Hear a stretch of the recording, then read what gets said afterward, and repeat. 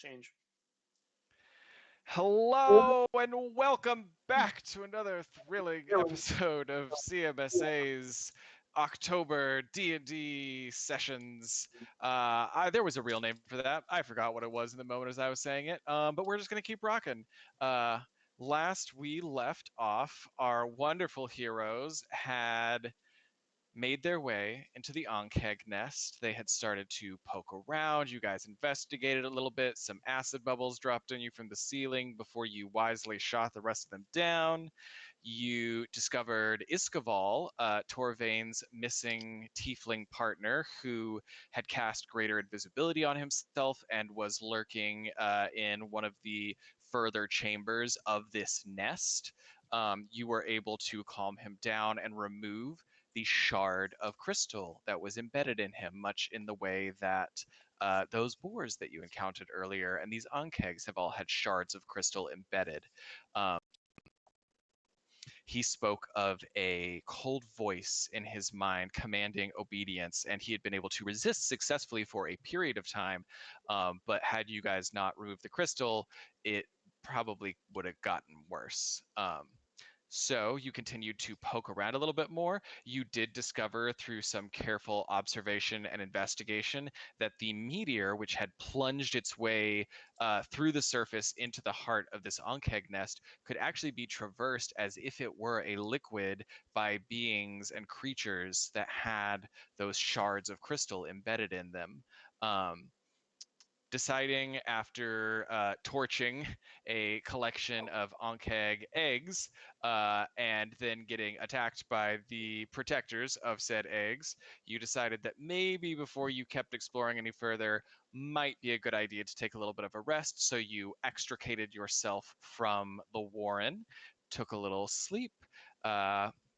Could have gone bad, but everything worked out, and you were able to get a long rest before returning to the meteorite, where, after some discussion and analysis, you decided that truly the only way to reach the root, the source of this spreading chaos, mind control, corruption situation was to descend to the base of the meteor. So, one by one, each of you carefully inserted a small shard of the crystalline substance into yourselves, triggering a little bit of a timer before you have to start making checks to see if you as well are influenced by this force, and then stepped into the meteor where, with the taste of weird coppery blood and complete darkness, you drifted to the base and popped out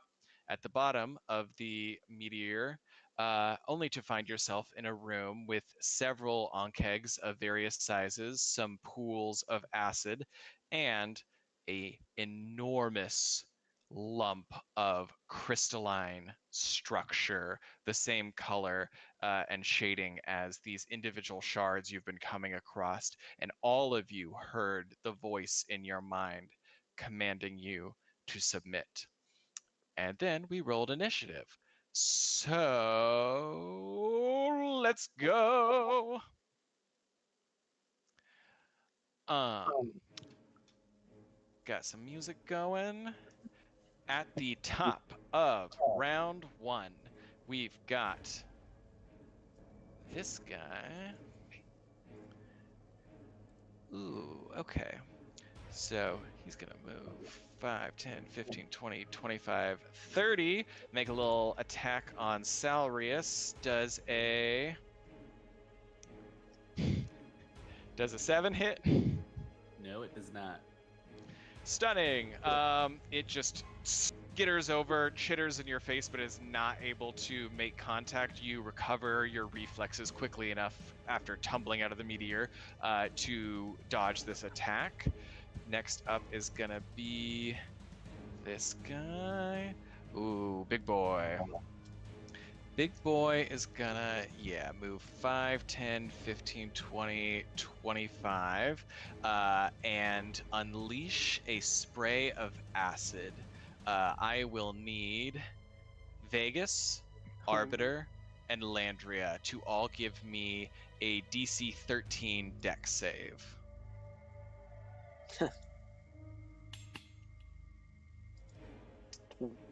12. All right.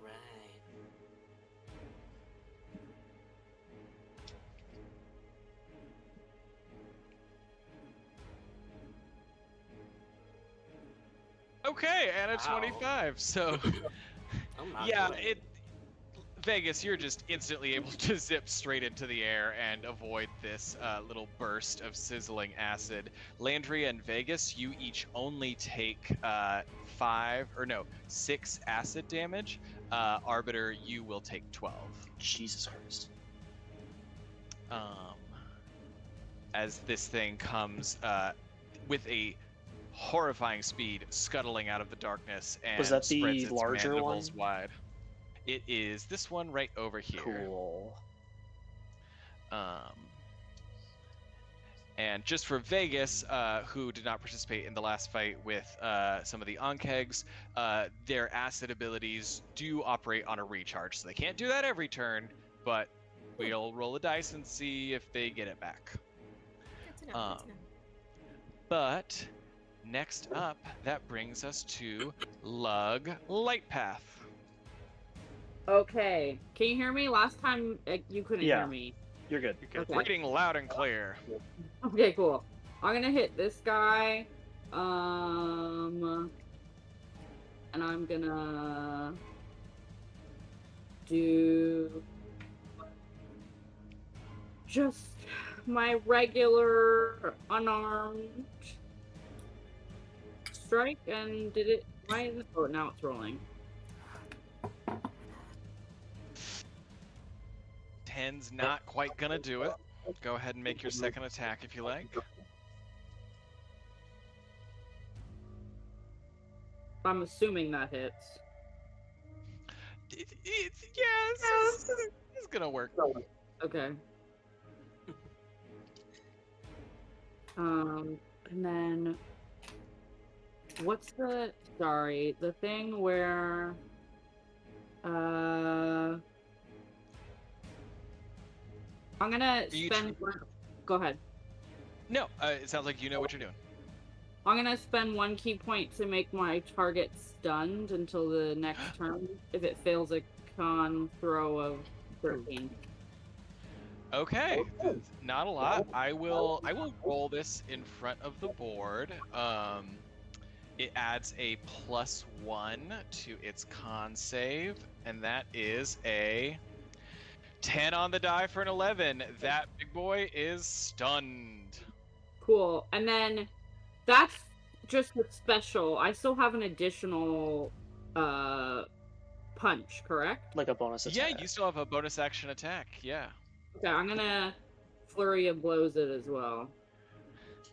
Hell yeah. Okay. So I'm just gonna roll the unarmed attack twice, correct? If you are spending the key point, yes. If you're just doing your regular one, you only do 1 additional attack. Oh wait, there's a flurry of blows thing. Okay, never mind. Here. Oh fuck. Well, that sucks ass.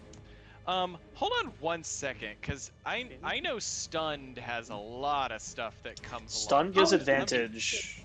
Yeah. So I'm gonna roll again. Ah! Does that work? A 14 exactly hits. So do I roll damage twice? Is it? I believe that No. is.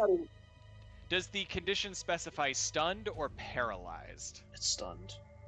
Sorry. So last time I did flurry of blows, I just rolled the unarmed attack twice because it's 2 punches, and then I realized on D&D Beyond there is a bonus action called flurry of blows, and so I hit that. But then the damage only says this. It's only 1 damage versus 2. Does that make sense? It's 2 punches. Yeah, hang tight 1 second, because you do have to make separate attack rolls for each punch. Oh, So, okay. but because the creature is stunned, you got to make that attack with advantage. So in the chat, I see 1 roll which was a 7 to hit, and 1 roll which was a 14 to hit, which did hit, and that was like one of the two attacks because you were rolling with advantage. So now you can roll again with advantage to hit with that final flurry of blows. Okay, cool. So 5 damage, and then... Oh, that's not what I want. Un momento. That's what I want. Well, I'm gonna roll again. Oh! Let's go. Okay. Yay! Also, there was like a dragon that showed up. Did that show up on your screen? That's for as you. well? That's like a D&D Beyond effect, I think. Oh, I got a dragon! So Yeah, now... it's because of the specific dice you have equipped. You can like use different dice on Yeah, Beyond, there's and some of them fancier come with ones. these little effects. Oh, okay. So do I roll the damage twice then? Yes, you'll roll the damage twice, but only add your modifier once. Okay. So 7 plus 4. Yeah, so it's 8. Yes, so 11 damage altogether. Okay. And that definitely moves this thing below bloodied. Like, you have managed to stun it with a carefully aimed strike and then just start wailing on the weak points in between its, like, armored plating. It's not looking too great. I flex my muscles. Okay. Biggest cheers. And that's your bonus action to flex? No, that is just a character trait. When I do this up. That's just an unchangeable fact of life. Okay, I'm done. Okay, so hang tight for 1 second.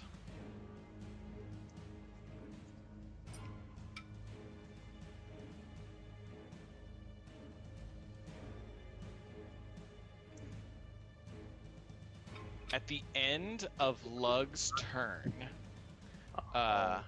you all hear again that cold, dissonant, alien voice in your head. All it says is, "Be quiet." And erupting from the crystal is a sphere of silence. Oh, shit. So let me just, that's a 20-foot radius. So the crystal. So I see 1, 2, 3, 4, 5, 6, 7 creatures. Correct?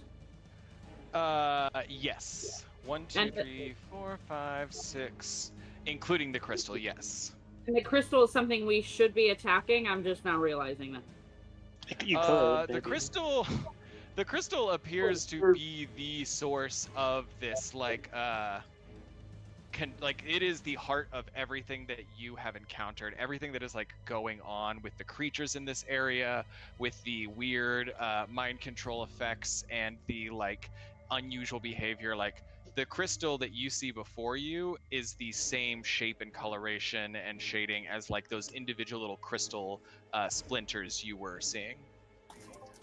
Okay. And so that is going to be there.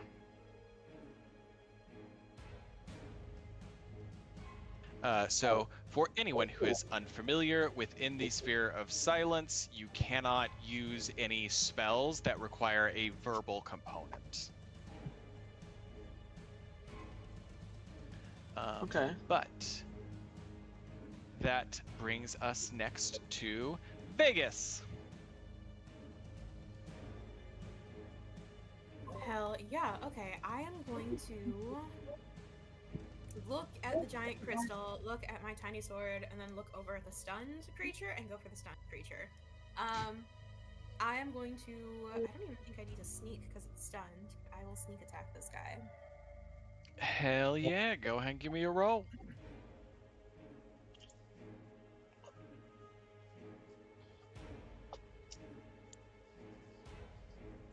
Oof.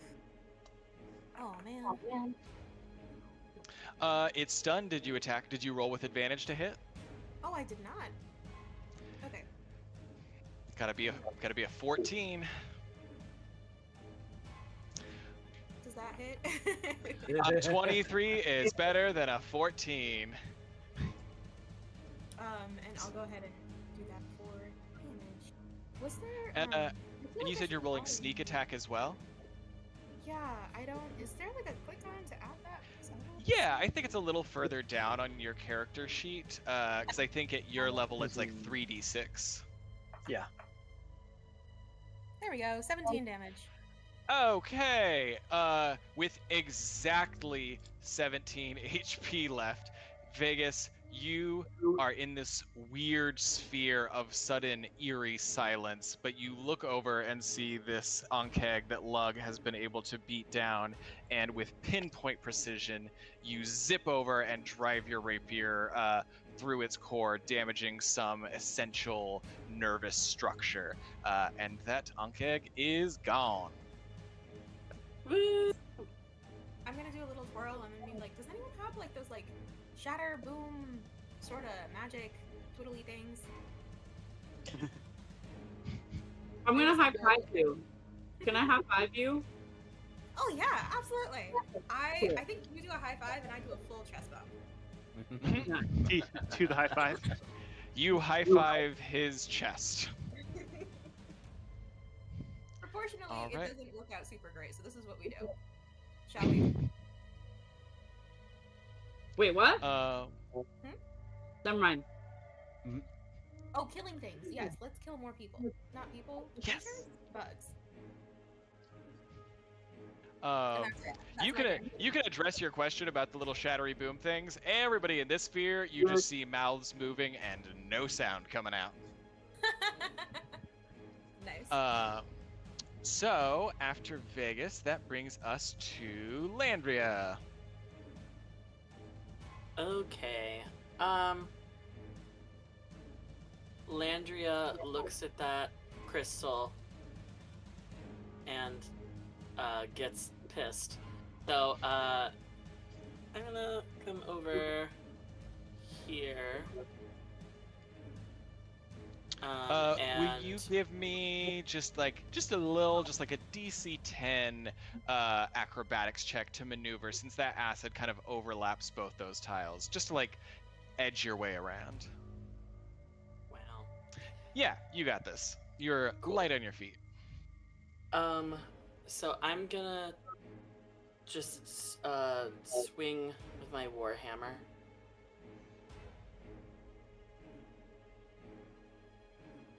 21. 21 will hit, and this is your offhand attack? This is my main hand attack. Do I need to Okay. use like an object interaction to switch them, or?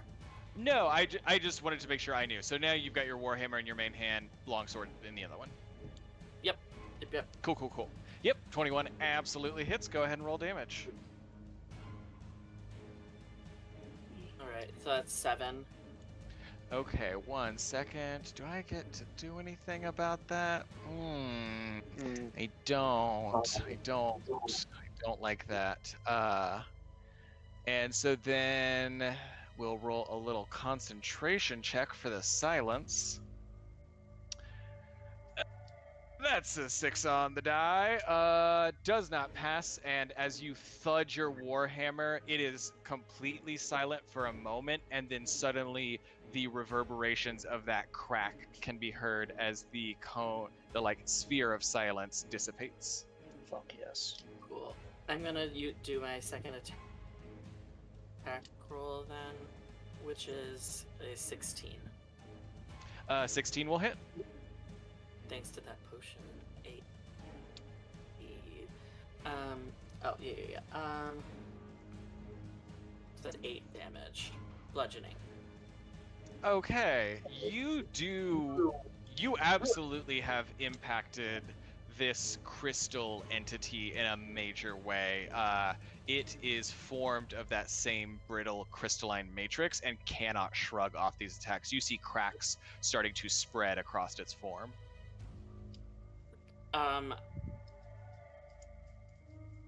You can just tell me you won't answer it if you want, but do I get a sense that it's weak to bludgeoning damage?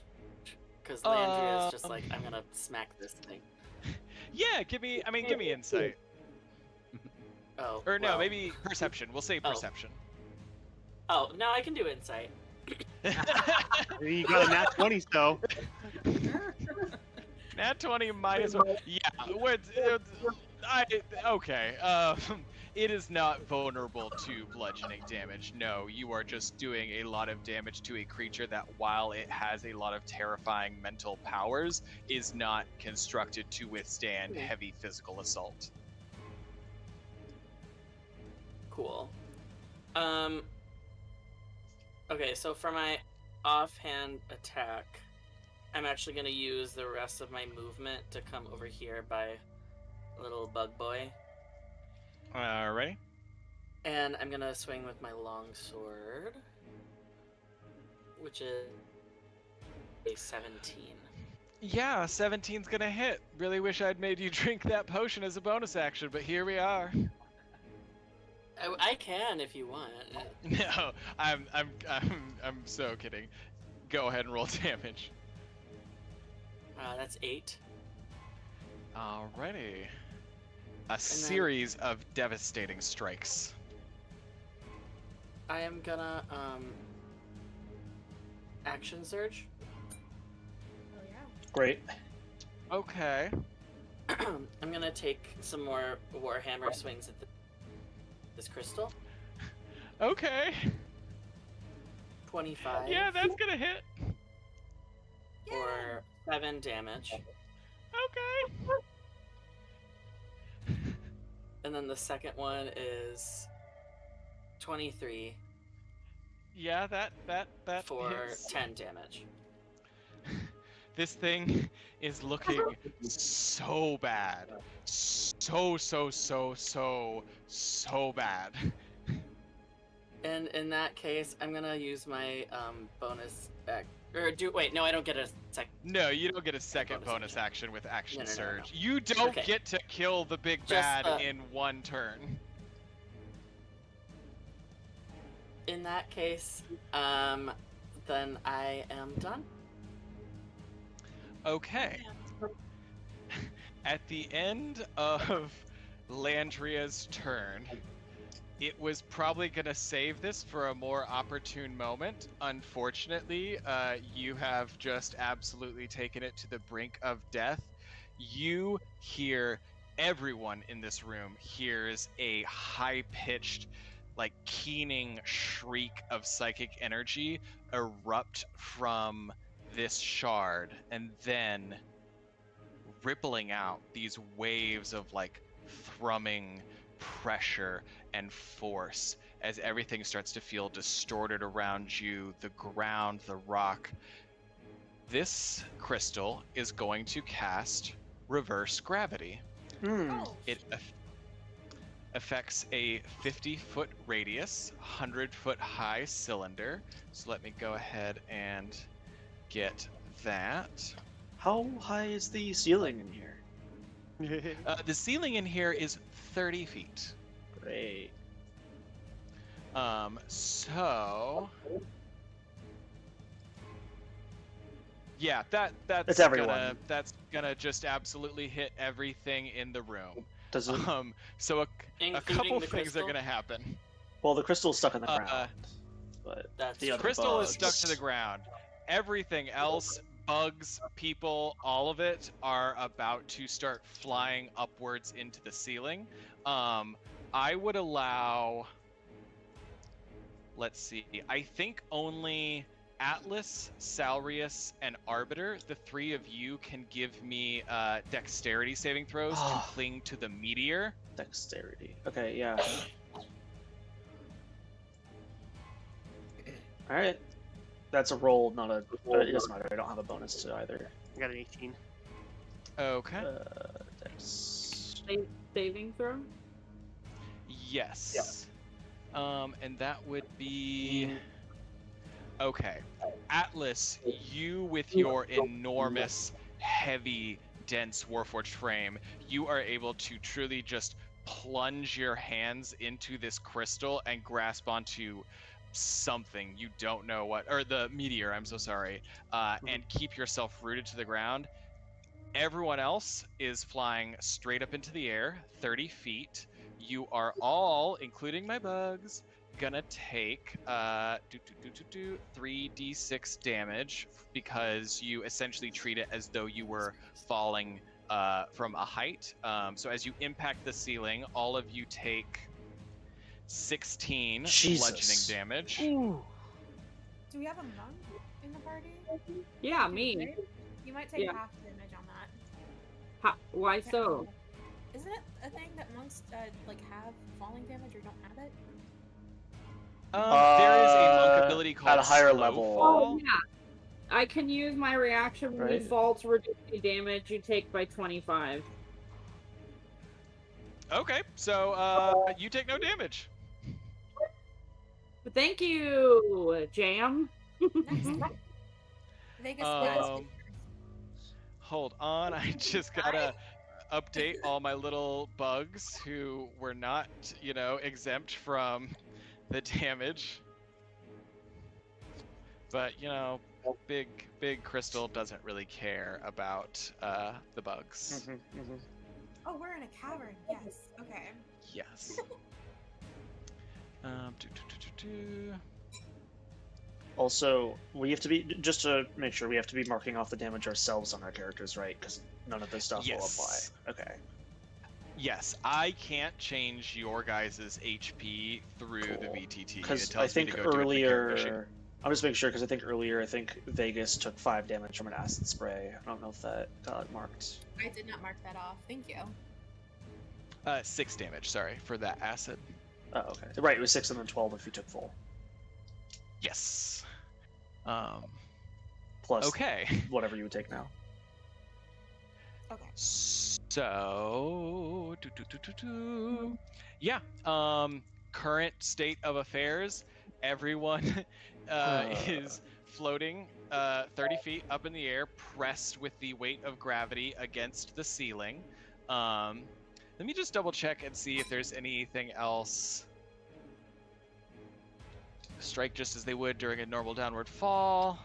At the end of the duration, which is 1 minute with concentration, you would all fall back down. But we're not there yet. It doesn't say anything about if you all are in a room with a ceiling and gravity is reversed, can you walk across the ceiling as if think it was? so. It's because it's a constant effect. It's just if you used it outside, it would be stuck at the top of it. Right. So yeah. So we're gonna rule that everyone can still move across the ceiling with your normal movement speed. Just be mindful of where you are, because if the effect drops and you're over some acid, you're dropping in some acid. It also means that every bug is up here with us, and so that we can still melee them, but the crystal is 30 feet away ranged at all times. Mm-hmm. If you're on it, Straight down basically. Yeah, 30 feet away if you're directly above it, further if you're like outwards. Yeah, so in whatever distance you are on the map, plus 30 for the crystal. Then, right? And I'll figure that out, because I know like Okay. it would technically be angled, so there would be some calculation there. Sure. But Landria, you almost killed my big crystal, but you didn't. And so now we are gonna go to this little buggy, who is going to move 5, 10, 15, and make a little bite attack on Landria. Does a 15 hit. No. So you see, still very disoriented from the flip, this little bug skitters across the ceiling over to you, but is not able to land a strike. Next up is going to be this other one right next to you. It's going to take a bite as well. Does a... No, another 15 does not hit. So, yeah, 2 misses. And that is going to bring us to Arbiter. Yeah. The reverse gravity, like, obviously a lot of shit just happened in the last, in-game 6 seconds. And so, Yes. Arbiter went from having a plan to being silenced where none of his spells would have worked, to now being on the ceiling, but he's not silenced.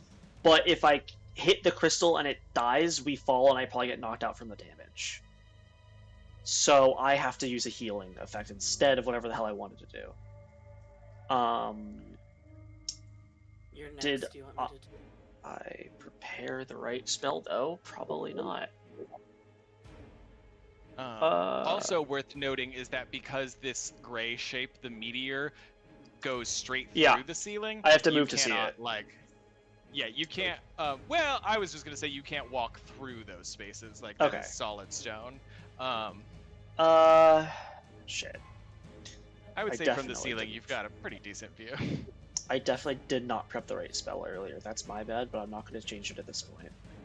Can't we walk? You totally can if you want. It is still like I- the first round of combat. Yeah, I'm not going to change something to something I feel like would be like with knowledge I wouldn't have. I just need to change Gotcha. to. I didn't equip a big healing spell I planned to do. Hey, you're pretty close to me and Lug, right? Yeah, pretty close, I think. If when we fall back down the earth, I don't like this. Would Lug be able? Obviously, this is up to you guys. Whatever you want to do, but I think Lug might be able to carry someone without them taking falling damage if they themselves not take fall. Does that make sense? If you were close to me, yeah. Yep. You're still technically like 20 feet away, but like if you got over here, for me, but like it might work. I don't know. I mean, I can That's hold. interesting. I can hold. Vegas. Mm-hmm. You guys are all doing Yeah. pretty well. Yeah, I'm just gonna. I think Arbiter might choose the get the most damage out option over healing people. I'll see how far I can move here. I can move 5, 10. Can I cross diagonally over this acid without having to get in it? That's down here. Yeah, because you're on the ceiling. Oh, right. Would the acid spill to the ceiling? That's so that question. interesting. What? That's have any so homework? interesting. Why? I have to ask. I have to ask. I think because of the nightmare of trying to calculate how a liquid would disperse if it was no longer in a like Pool. divoted space. Yeah. I'm gonna say No. I'm 5, gonna 10, say 20, no. No, 25, I'm gonna be 30. nice. Okay. Arbiter's gonna move right here. And I'm going to cast at the highest level I have, which is 3. I'm gonna cast Spirit Guardians. Hell yeah. All creatures within range that are not aligned to me. I think I just get to pick. Any creatures that are within range will have to make a Wisdom saving throw of 14. If they fail, they'll take full damage. If they succeed, they take half of what I just rolled. Okay. What is the range on Spirit Guardians? The range on Spirit Guardians is... It's not enormous, it's 15 feet. Okay, like a 15-foot radius. Yes, so total 30 feet across. So we'll So do the two that, little guys, and I think both big guys and the crystal should be within range. So it won't It's be centered the on crystal because the me. crystal is on the ground. Oh, right. Everything just Yeah. Also, yeah. Um, Sorry. however- The whatever circle no, you it just will placed definitely blocks hit like both vision. of these. Oh, copy. I thought I was going to be so cool and pick the one that said darkness because it was going to be thematic to your damage Yeah. type, but we're going to not do that. We're going to do this cool purple circle instead. So yeah, I think I probably would pick necrotic damage for the damage type. That tracks. Yeah, unless I know that we have no knowledge if that would be less effective. So yeah. Okay, I've got one failed wisdom save. A nat 20. Hey, Damn. little guy. Hey, you're doing great. And a 2. So this one is instantly life force drained and consumed by this whirling necromantic energy. Dead, a husk on the ceiling. This one saves and takes half damage, you said? Yes, so 6. Okay, so still up, not doing great by any means, and this one is taking the full damage, but is a little bit chunkier, so it is not down. Also not looking great, though. Yeah.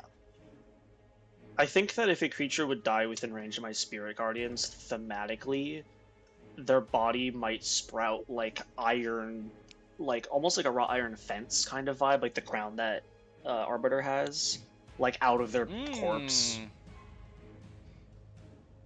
A testament, a monument to what your party has never really known, but you know who you're dedicating your efforts to. And also, if they start their turn, they have to make the save again if they're in the effect / enter it later on. And then my thought is, if gravity changes and I fall, the effect will hit the crystal before I hit the ground and hurt it somewhat. Dying breath. Yep. You can take out the crystal. Something. So yeah, Arbiter's Alright. waiting in that area. And that's the end of your turn. Yes, I don't have a bonus action spell or anything I can do. Stunning. So that brings us to Salrius. So I have the question of this meteor in the middle. Oh, that was the. You're talking about the stone, correct? Yes, that's going like all the way up through the room, correct? Correct. If I dispel the gravity while inside the meteor, would I avoid damage? Oh. Because we move through it like it's liquid. Yes. Oh, we still have shards in us. Oh. Yeah. I hadn't thought about that. That's so interesting. Here's what I would say is if the reverse gravity ended while you were inside the meteor, you would not take damage. However, if you attempted to cast a spell or do something while inside the meteor that impacted the surrounding area, such as casting a dispel magic on the crystal, it would depend on the wording of the spell. If it requires line of sight, you would not be able to see it because you are in this stone. If it's just something within range, I would still probably require a little bit of like an Arcana check or something in order to be able to target something you can't see while you are within this like silent, dark, blood-tasting stone. Okay. I just don't want to kill everybody. Yeah, thanks. But Hey, I was gonna reverse gravity like 3 or 4 rounds in. This was supposed to be like the big cool thing that happens later, and then Landria made it her life's mission to almost kill the crystal in 1 turn, and I didn't have a lot of options left. I shouldn't have swung at Buggy Boy. You should have. Okay, you did good. I'm still technically close to the ground, so I'll survive, I suppose. yes. I Which is think. great. I'm wondering if like, okay, there isn't a code of silence, so just be like yelling at the group, like, do we need to wait to get rid of this gravity, or do I do it now? I'll probably die. I feel like And the other bugs Our will die cleric too, will though. also probably die. A lot of us will be I'll injured. go down. If I don't go down, which would require a 3 and less on basically every dice of damage, Yeah. I can heal everyone, and they all would heal. Anyone who's down would heal max amount. So it's a risky result. So I guess I will wait. I will wait the turn. I'm like the only healer too, I think. I have heals as well, but I only Okay. have like 25 points of fleet on hands. And you're not near me. Yeah, just a reminder, Salrius, you are also always able to ready an action to take based on a specific trigger. You can also just send your entire turn down the initiative if you would like. Yeah, you could wait until like right after my turn if I wanted to try healing. If I'm still up. Okay. You can also move Well, I guess yourself I'm through right the after stone you right anyway. now, anyway. Yeah, we'll see. I think what I will do is just we're gonna Eldritch Blast the little guy. Hey, go ahead and Eldritch Blast my little guy. Do you do that with disadvantage since it's a ranged spell attack and you're right next to it? Okay. Well, oh yeah. Well, both of them hit, so fine. The 9 damage.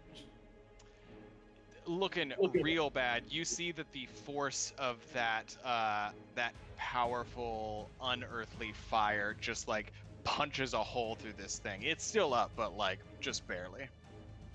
Okay. And okay.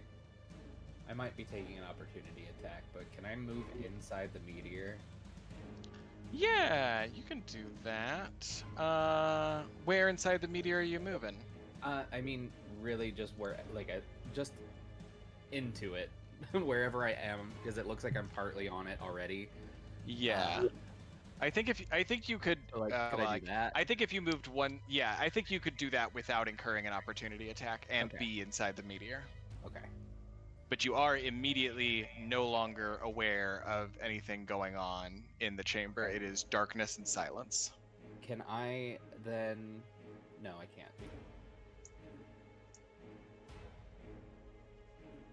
I'm good. That's all I'll do. Cool. Next up is going to be Atlas. Hi. Now I will tell you, you're on the ground. You have Uh-huh. managed to seize a hold of this meteor and prevent yourself from flying up. If you let True. go of the meteor, you will fly up. So, just keep that in mind. Would I be able to say that my climbing speed the same relatively as my running, like my walking speed? Would I be able to go? Basically, what I'm asking is, would I be able to climb up the, or at least like find my way up the meteor to the top? You would have to specifically have a climbing speed listed. It is Okay. not a default. I believe aside from that, you get half of your movement speed as climb speed. So I don't think you would be able to make it all the way up to the ceiling in one turn if you were just climbing. However, if you're just trying to get close to somebody, you can always just let go. I mean, that's true, but I don't really want to. I don't know if that's a great idea. Hard no, to that's say. a great idea. Would I be able to travel through the meteor and say go right here? Oh, that's not the right thing. I can't click it. Yeah, we're not going to be able to double click. Right next to basically to the right of Salarius. Yes, you could. Okay. And I guess there's no one on the ground other than the crystal, right? That's correct. Okay. I have no ranged attacks. I guess I'll hold an action to I guess if possible attack the crystal if it tries to do another big attack. Okay, so you just want to ready an action that will be triggered by the crystal doing anything? Like casting a spell? I don't know. I have very limited options currently. So yeah, I'll just hold an action to I guess I'll just hold an action to attack the crystal. I guess whenever the team calls for it. So whenever we're ready to try to knock its concentration out. Okay. And So that brings us to a very interesting place, because it is now the Mind Shard's turn. I believe that dropping concentration is a free action. Yes. So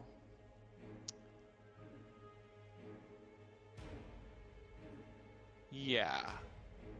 Let me You can just do that, yeah. Yes. Yeah. So this It's by shard sees you. Well, doesn't see you. Perceives you in some alien way that feels intrusive in your mind and in your spirit. Sees you approaching, getting close, a threat, a danger, something else that will harm it, that will prevent it from carrying out its objectives. And having seen the result from all of you impacting the ceiling, it will let go. So now we're going to have some very important rolls. Can I grab First Are of there any- all, oh, okay, hold on. Let's go through this real quick. Lug, what are you doing as the gravity drops? I'm gonna grab Vegas Okay. and do my slow fall thing. Okay. And Vegas, are you a tiny creature? Yes. I'm small. Okay. I'm gonna say in that case that you don't need to make any check to be able to grab Vegas and do that. Hey, thank you.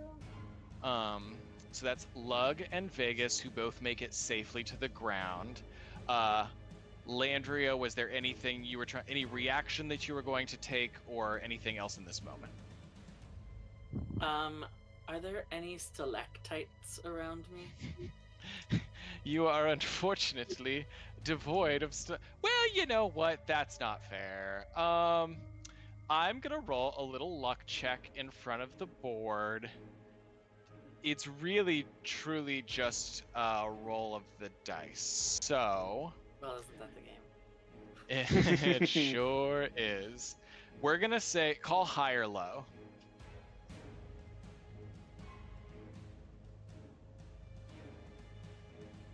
Landria, tell me high or low. Hi. Okay, 11 or higher, there is a stalactite near you. That's an 18. So Nice. now give me a. Let me just double check.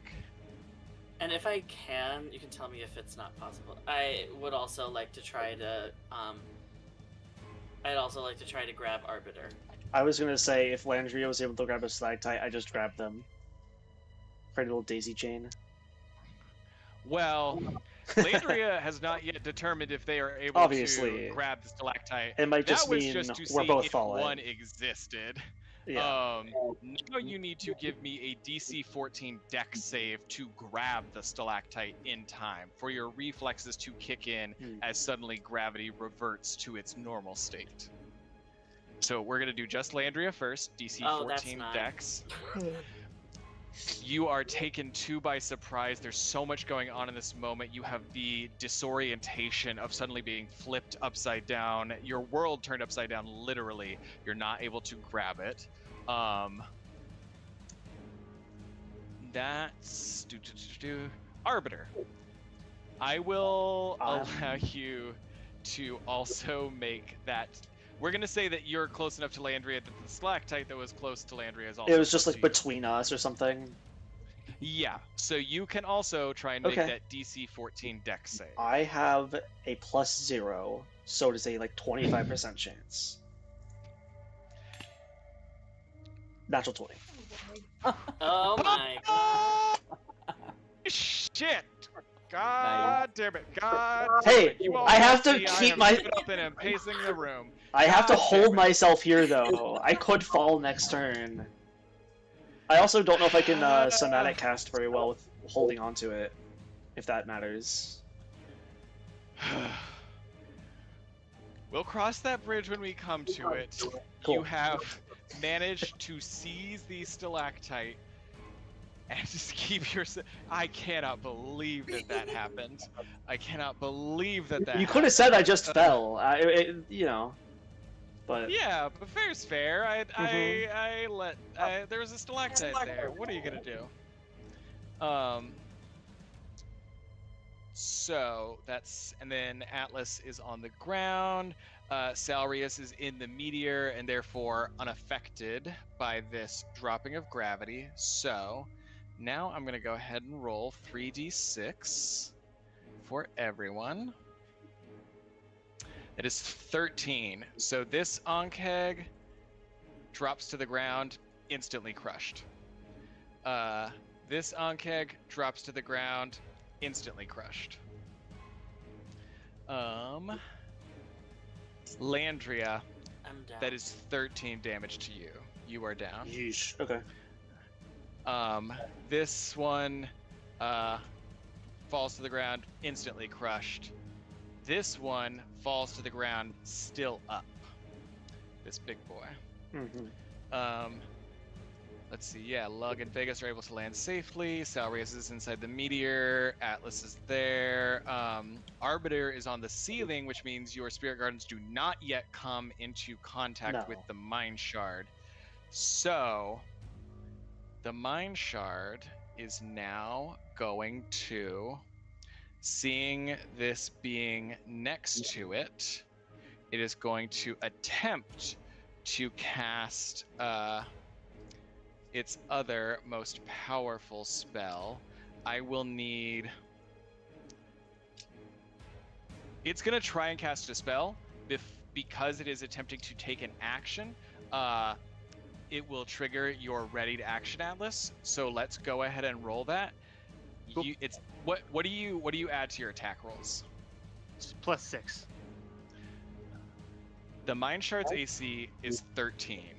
So you need a 7 or higher on the die to take it out before it is able to get off another dramatic effect. If not, things get real bad. All right. Here we go. I got a 10 Yeah. on the die. So it's 16. 16 Yay. hits. Atlas, describe for me what it looks like as you see. There's so many splintering cracks. Landria did so much damage to this crystal, and you see this sickly alien light starting to pulse out, building up again like a radioactive charge, something offensive and antagonistic and inimical to life itself, extruding from this crystal. Describe for me how you destroy it before it can take its action. So I'm sitting there, like in the last few seconds, I've been holding on to this meteor, trying not to fall off of it, and prepared with my long sword ready just to smack it. And then I see all of my friends get dropped from the sky, and then one of them's down, and I get incredibly mad, and I would say that you're gonna see like my sword would like glow with like a more of like a reddish glow to it as I stab directly into it, and then from the where I insert my my long sword, you just see cracking and cracking and cracking and cracking and cracking, and just a bunch of red energy blows through my through my sword into the crystal. And as your sword drives into the heart of this crystalline being, it shatters, leaving nothing. No intelligence within, no unexpected entity beneath the crystal. It is what it was, and now it's not that anymore. But what you do see is a small crystalline shard from its core, part of the base of its structural makeup. And I will give you all the stats for that in a minute, but you find a shard of crystal that can be used as an uncommon weapon. So you all see we are out of initiative. So you all see this Ankeg immediately, now no longer impacted by this force, this presence in its mind, reverts back to animalistic instinct. It just starts scuttling around, not really engaging with you all in any way. Okay. It doesn't seem you to still be like aggressive because we harmed the other bugs at all. Nope. It's Okay. just minding its business. I mean, you think that like most wild animals, it could become violent again if it was threatened, but in this moment, it is not taking violent action. We are out of initiative. Landria, go ahead and give me a death saving throw. I want to run over and heal. I was gonna say, I over 15. Yeah, there was no chance she was gonna die, but I just love the drama. With one step towards the grave, you are able to move over to Landria and bring her back. Arbiter, you are still clinging to a stalactite on the ceiling. yep. Can I catch Arbiter? Yeah, does it seem like anyone is attempting or is capable of catching me to reduce the fall? Or should I Definitely. just cast a healing spell before I fall and take it? I mean, somebody can make an athletics check to try and catch you. I'll do that. I got high athletics. Okay. So am I back up with 1? Yeah, you're back up with 15 actually. Oh, okay. Thank you. Yeah. Okay. Just give me like a DC. We'll say DC 12 to catch Arbiter. Okay. I just need a 6 on the die. I got an 18 on the die. Cool. Nice. That'll do it. Arbiter, you fall plummeting from the ceiling before being skillfully and gracefully caught by your fellow Warforged, who you once rescued from a different kind of harrowing situation, and who has now prevented you from shattering some integral part of your construction on this cavern floor. Thank you. I'll stand up from Made it. where I was caught and kind of coalesce the spirit guardians, which would be ending soon anyway, back into my body. And as I end the effects, I'm gonna cast Mass Healing Word when everyone's within range. So let me mark the Oh, actual I'm- cast effects of that. I'll come out as the meteor. Like, what I miss? So everyone heals 7 if you took any damage. I moved So to Vegas. yeah.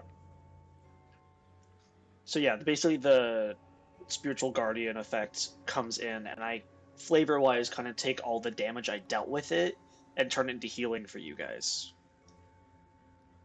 In sort of like the visual effect of how that magic changed. So everyone should be doing pretty okay, I think. There is Or, you know. stillness, quiet in this chamber now. You all feel some essential part of the shards that are still in your body.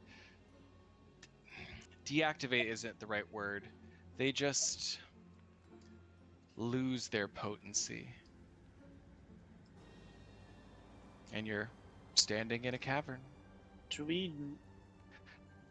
lit only by the strobing kaleidoscopic reds and purples and greens of Arbiter's chest plate and the torch being carried by, I believe, Landria.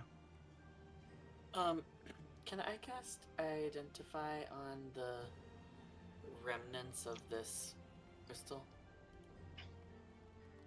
On specifically the thing I described at its center, or just like the crystal itself? Sure. One or the other. Wait, which one? Which one? The crystal itself. The crystal itself. Okay. Yeah, give me the wording of Identify one more time.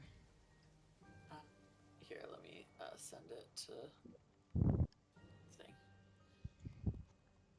I get its properties and how to use them. Whether okay, any spells affecting it, or if the item was created by a spell.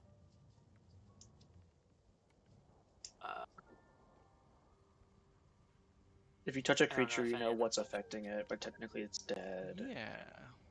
So here's what I will do.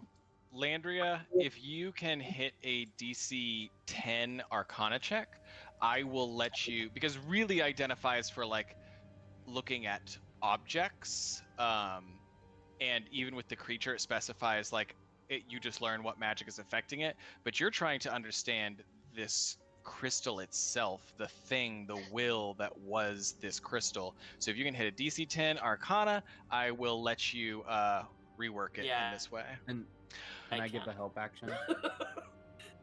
If you're proficient in Arcana, you can absolutely give the help action. I am.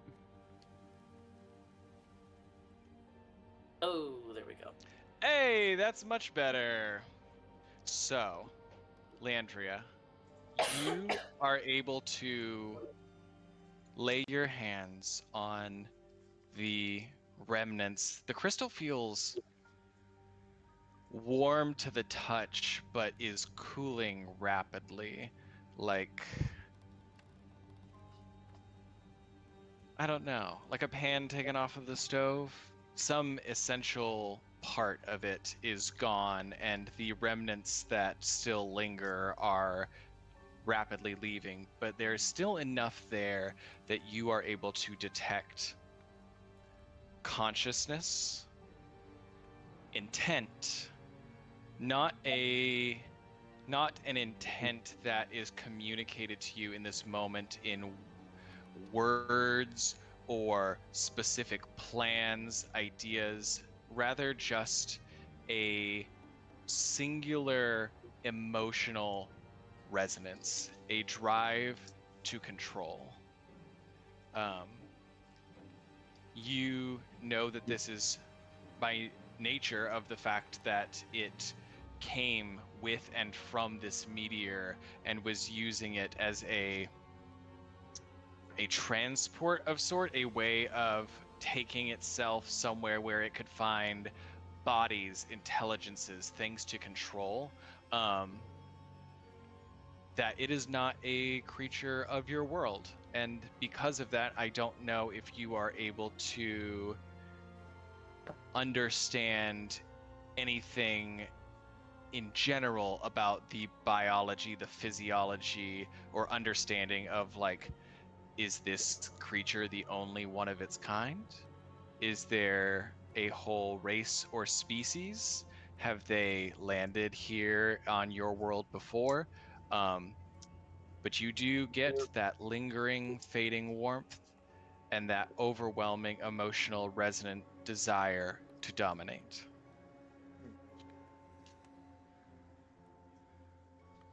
Cool.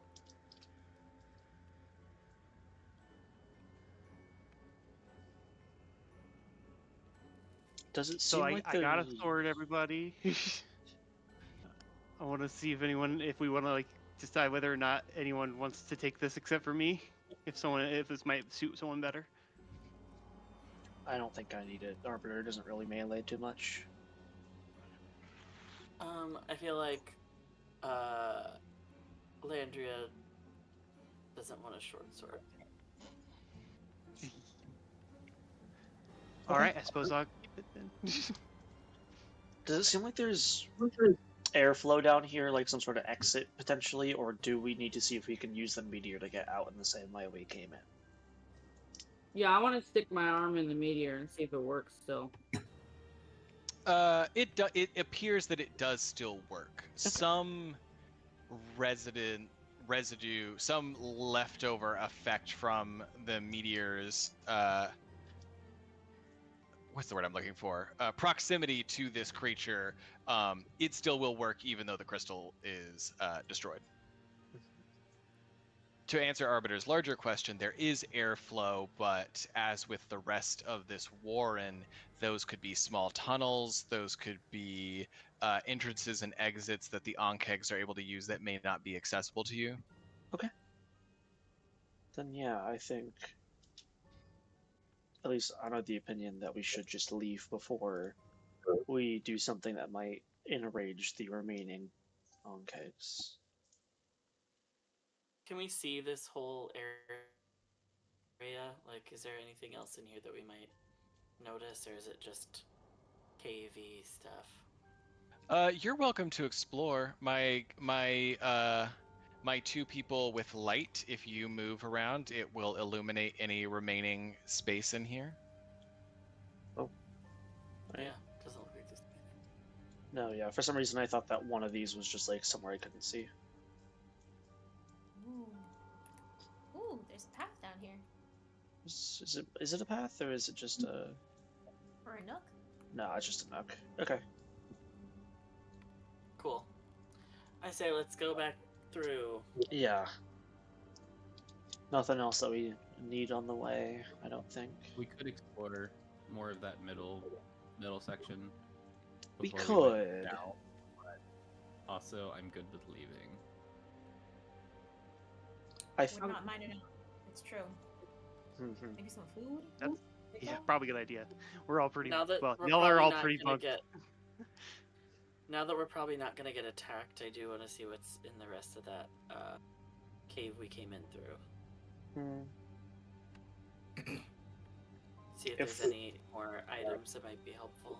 I mean, if we want to, we can. Like, as a player, I'd love to know. I know Arbiter is much more mission focused, and is willing to go with the party if we agree on that, but is kind of inclined like we did what we need to do. I don't need to stick around here any longer. If this was the only like thing behind the threat.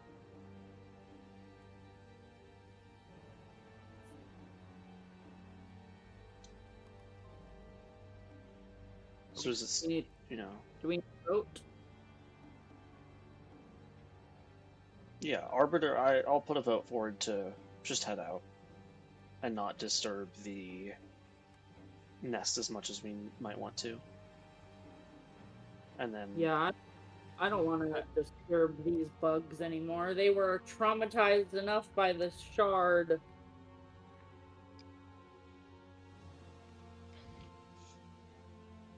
so 2 for leaving, 1 for exploring, 2 for exploring. I mean, I feel I'm cool with exploring, but I'm also the only one who didn't take damage, so. Yeah. Maybe like a short rest and then we explore. I feel like that's a solid middle ground. What do you guys think? That could work if we want to do that. Sure. Sounds good to me. We can only short rest outside because we know we can get back in through the crystal meteor. Oh yeah, Guys, we all have crystals in us. do they? I'm are worried they, about Which we it. probably need to get back through. Oh, for sure. Do we need to Yeah. refresh them, or is it? Well, I that think we it's have- more the concern that they're still in us, and even if we killed whatever this like intelligence was, it still might be harmful to keep them in us. Ah, Yeah. Let's So if we get back out- to our own dimension. Or surface, yeah. Yeah, if we get out to the surface, then we can take them out, and then I think the area that you guys are talking about exploring is accessible on foot without needing anything else. So yeah. Let's do it. All right. As all of you step once more into the meteor, again, darkness, silence, taste of coppery blood in your mouth. But then those grim feelings are waved away as you emerge back in the sunlight. Still some dust floating in the air, visibility still a little difficult, but no longer the sense of organized insects, creatures, things around you operating under an unknown intelligence. The nature around you seems to be behaving normally. Thank God.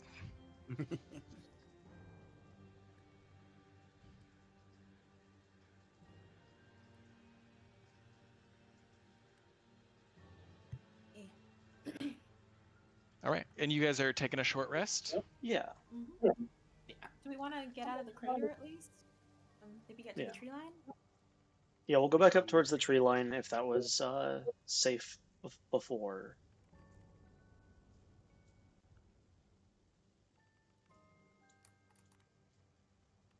And rest. So you all are easily able to clamber out of the pit, make your way up into the wooded tree line. You can rest, recover a little bit. I'll be keeping watch res- because I didn't take any damage, so I didn't do anything. So I'm just gonna chill and watch, make sure everyone doesn't get bombarded. One other thing of note does occur as you all are catching your breath, taking your little rest on the surface. All of you simultaneously hear a voice in your mind. Not a familiar one, but any anxiety perhaps generated by your recent brushes with other beings putting their voice into your mind is alleviated when you hear the code word that was left at the end of your last message from the organization. Ivory, followed by the word for the next message, obsidian. And you hear commendation. Well done. You have performed admirably. You will receive your next assignment in due time. That's all. We're getting a bonus, guys. Woohoo! Let's go to happy hour. We could decide after this short rest to go to the nearby town instead of exploring more of the cave, depending on our thoughts at that point. Because we know that they were in danger, and there are people there who knew that we were doing this. There might be some sort of other reward, or at least inform them that they were safe. And if we're passing it might be a through good the idea. forest on our way back too, we may run into other creatures that were affected by the crystals. There's probably still more out there. Even if they're not being driven to be aggressive by the crystals, they might be still a threat. Okay. So we successfully you all short like to do? rest. Sorry, I need to mark that on my short rest. I think Landria, because of her cave thing, now that we're outside, she'll go along with the group, but she's no longer in favor of going into the cave. Landria, you have your own reasons for bad memories, and now that you've put some space between you and the cave, it's understandable. Why subject yourself to that again?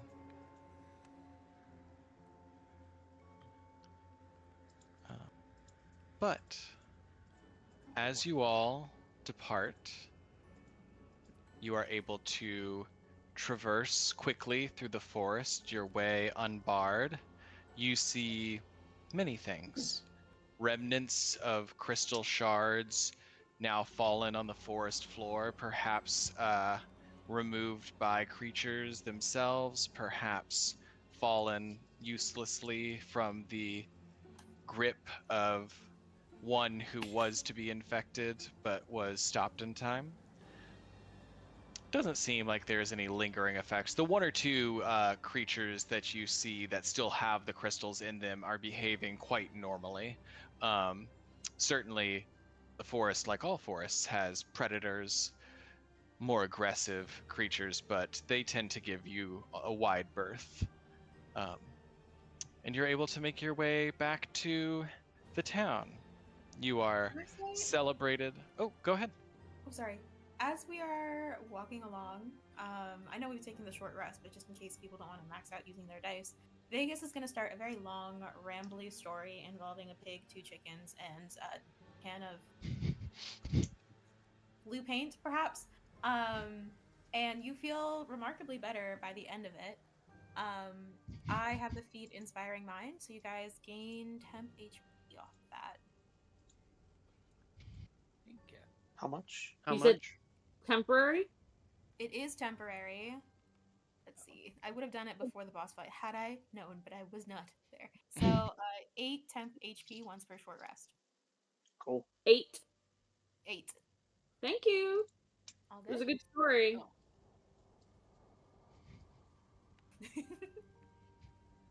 I don't know about good, but it was definitely effective. And entertaining. Helps pass the time. Hell yeah. Well, with Vegas' story lingering in your ears, perhaps against your will, but inspiring nonetheless, you are able to make it back to the village. And I no longer have my strength. Well, I'm back to my strength. You're no longer as swole as you once were.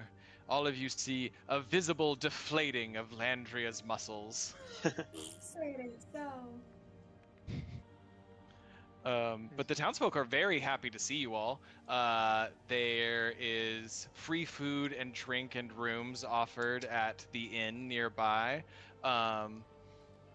You've heard the message from the organization, but typically the way these kinds of things go is you all are left to your own devices to pursue your own ends or just take what leisure time you can until you are once again called into service. So I'm going to open it up because there are a lot of things that could happen now. You were promised a reward of some kind, a returning of the favor from Torvain and Iskaval, who you know have a wizard tower nearby here. You all can just kick back, take it easy. If any of you have little small personal priorities you would like to make some rolls about to pursue in this downtime, you can do that as well. I open the floor to all of you. Is there any social hub in the town, like a tavern or some town square or something? Yeah, I think you are already perfectly poised to be in the heart of the gossip. It's not a large town, so the inn/tavern is the go-to spot for anyone looking for company and community. So Landria is gonna play her pan flute for everyone, hoping that people will come up and initiate conversation with her, or at least give her money. Okay. Roll me a D100. D100. Wow.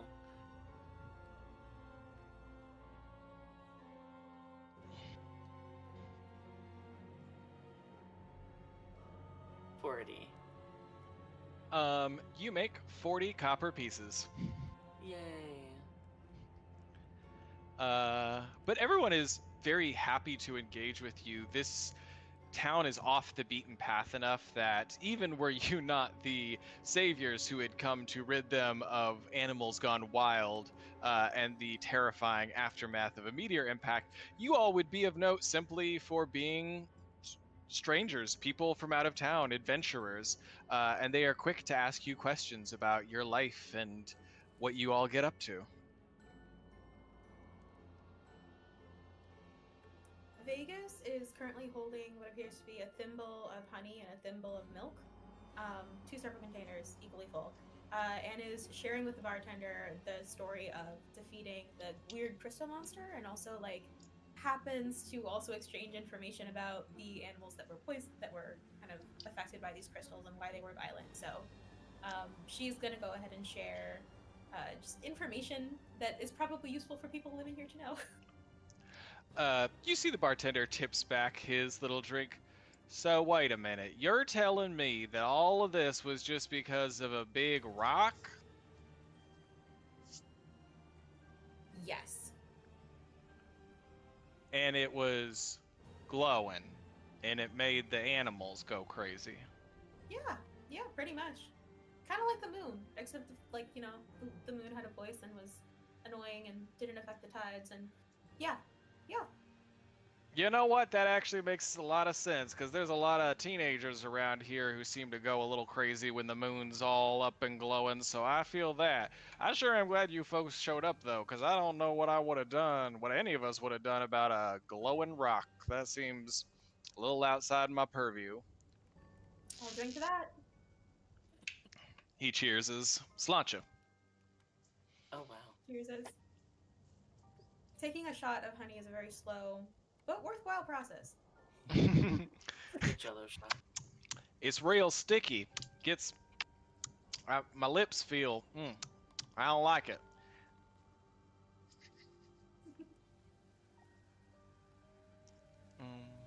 Anyone else? Does anyone else have any personal aims or goals in this time? I feel like I'd just be keeping watch over town, because I feel like Atlas would be very suspicious of the way that that like our mission seems to have ended almost, and seems as if not. I feel as if there's still more evildoers around. So I'd be like kind of just investigating and keeping an eye on the people. Atlas, I think you're a little away from the rest of your party. You have taken up this vigilant watch on your own. Make an insight check and a deception check for me. All right, insight first. That's not great. I got a 7. Deception, 11. So you feel the faintest flickering in your mind, but you are quickly, through practiced effort, able to push down and control and blot out the thought that the real danger to these town people could be you, and that just your presence, a being formed for destruction, for chaos, to carry out unspeakable acts, though you have striven to combat that, to reform yourself, to take actions that deny the purpose of your creation, you worry.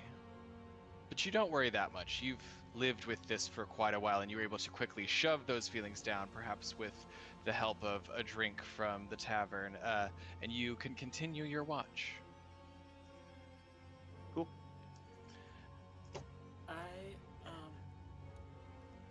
If no one else wants to do a thing, I know I already said a thing.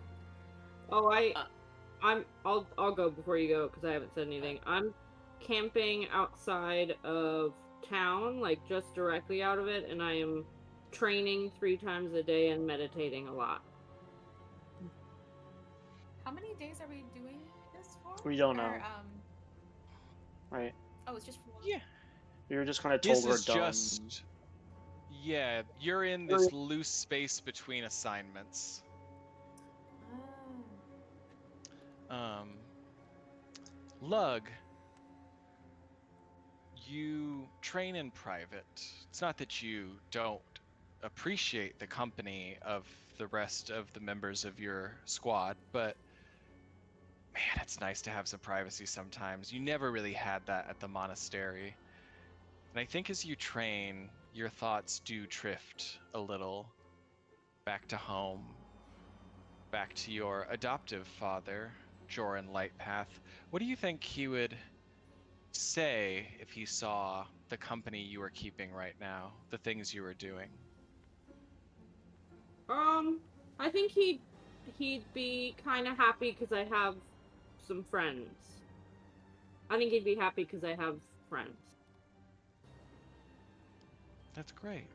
And I think you put a little more force into your next punch, invigorated by the idea that though you left home and have done some things that maybe you didn't regret, but you wish could have unfolded differently, that at this point you are doing work that feels meaningful and with people that you feel you can trust. And you feel that pride that you assume he would have.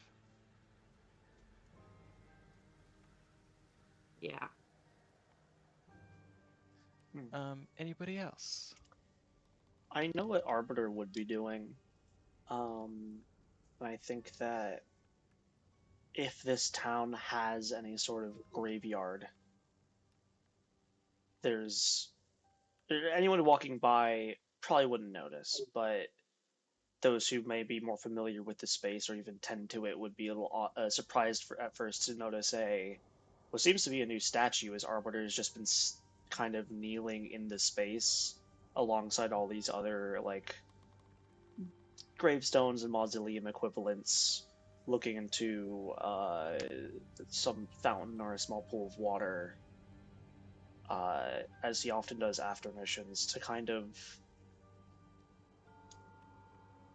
make sure that his perspective and perspective of the mission, perspective of himself, and how he feels about his situation hasn't wavered.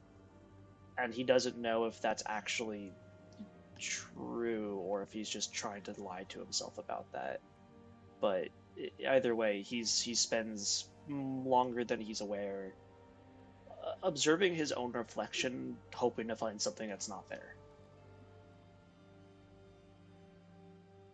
It's ironic that the tavern keeper mentioned the moon, the full moon, said to have many magical and superstitious impacts on the world, of course associated with certain goddesses. And over the course of the time you all are in this village, there is a full moon. And we see Arbiter standing completely still in the center of the graveyard. You don't blink. You don't even really need to blink. I don't need to. I don't have eyes. It is as if you did. It is the closest thing you have ever experienced every time this happens to what your companions have described when they blink. There is just a sudden darkness that crosses over your vision, obscures it, and it is gone in a flash. And there's a figure standing before you in the graveyard. Long, flowing robes in black seem to trail off into nothingness, wispy. A mask, white, featureless, although of course you know that it's not always featureless. Mm-hmm. But a masked figure stands before you. This is your god, who, as always, says nothing to begin, but just tilts their masked face and considers you.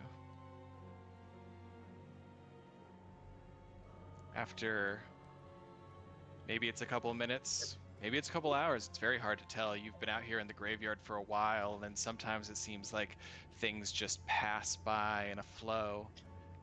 You hear a voice in your mind. Not a cold alien one, but a familiar one, although sometimes still cold. Are you doubting? No. Give me a deception and an insight.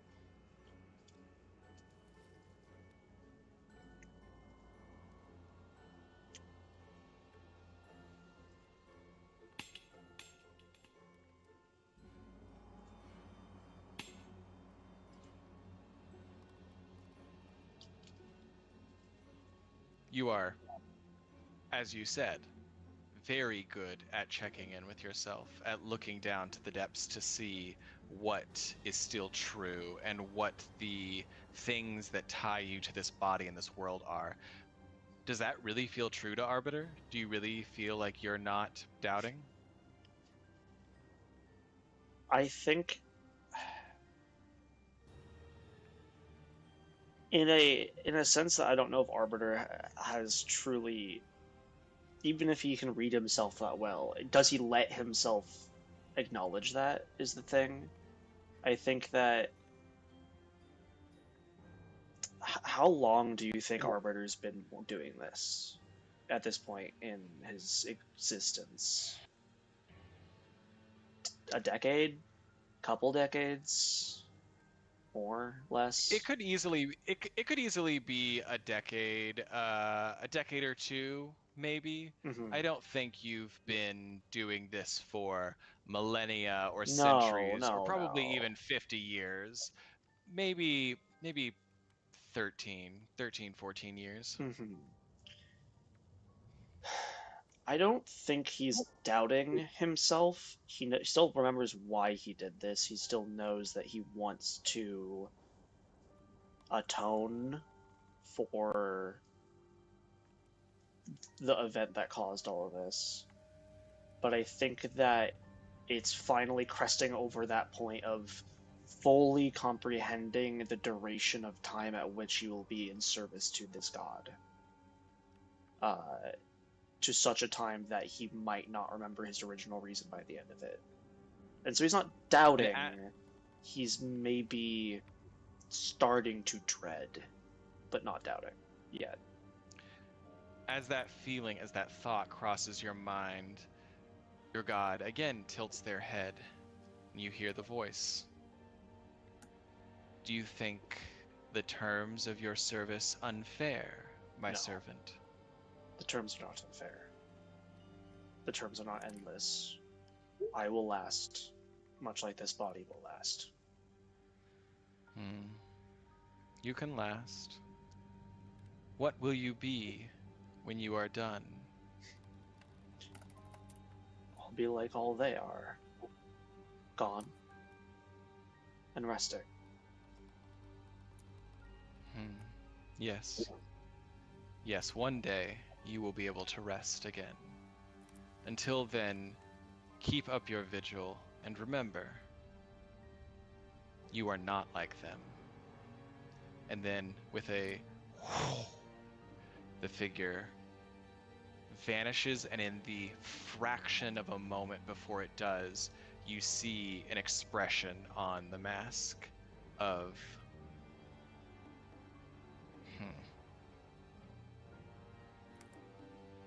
not judgment, certainty. And then it's gone. But we have one other member of the party who has a relationship with perhaps powers unseen. Salrius. What do you think you're doing in general during this time? In general, looking for any kind of library, and if there's no library, talking to the town about events and if they had heard through the grapevine what had happened in Salarius's hometown. And then also was going to say, might be like slipping away if the patron has any duties to be fulfilled.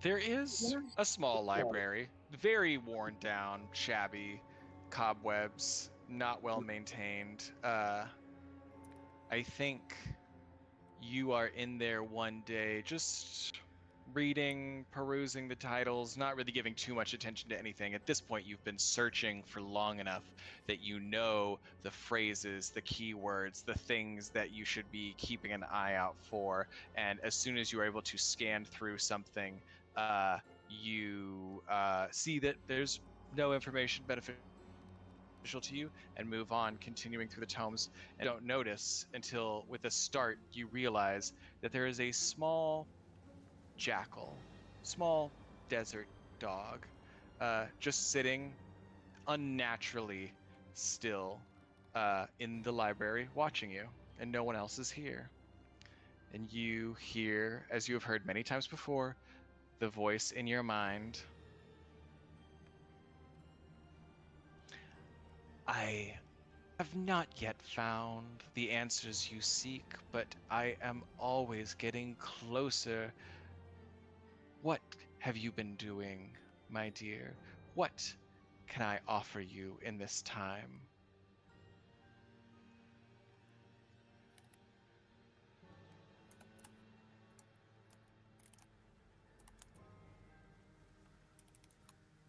I almost want to say Salarius would be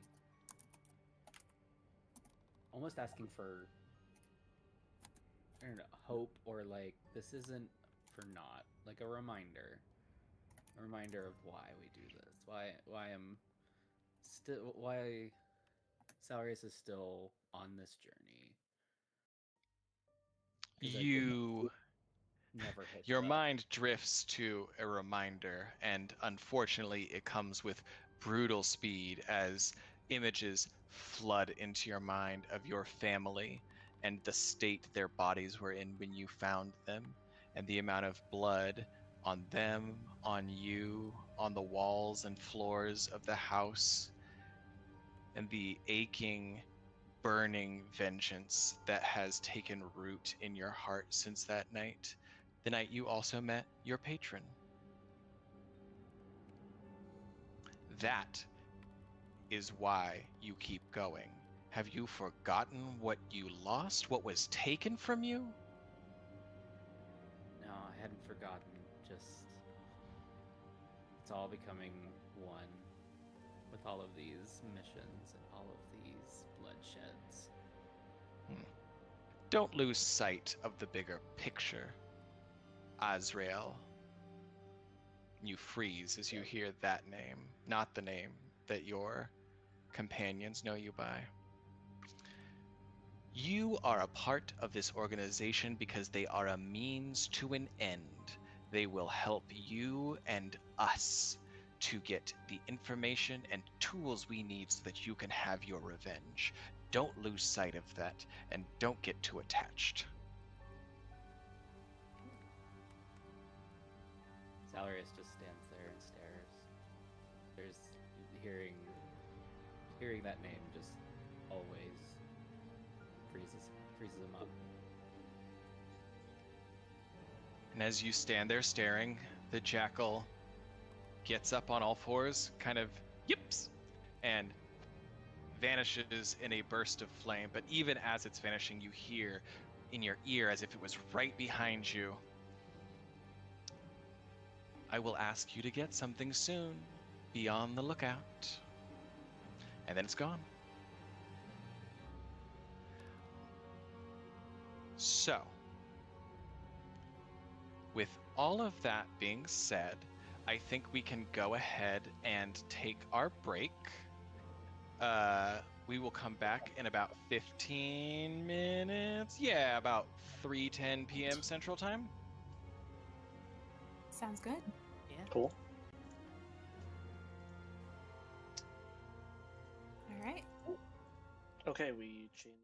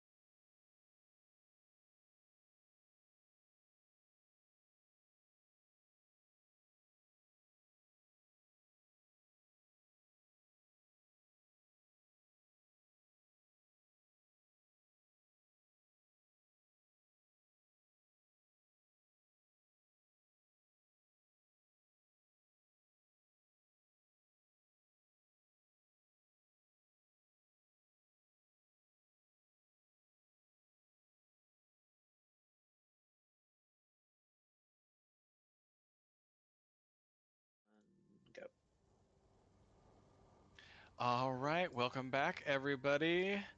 Everybody got to use the facilities, get some food, and hey, you found some uncommon magic items. Well, you didn't find them.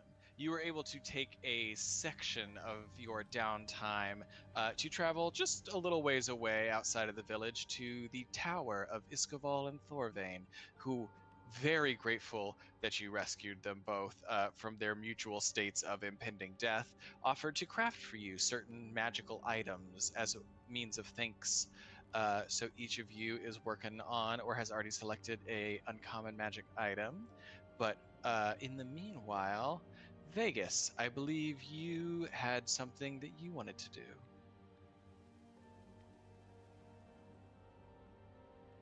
Vegas. After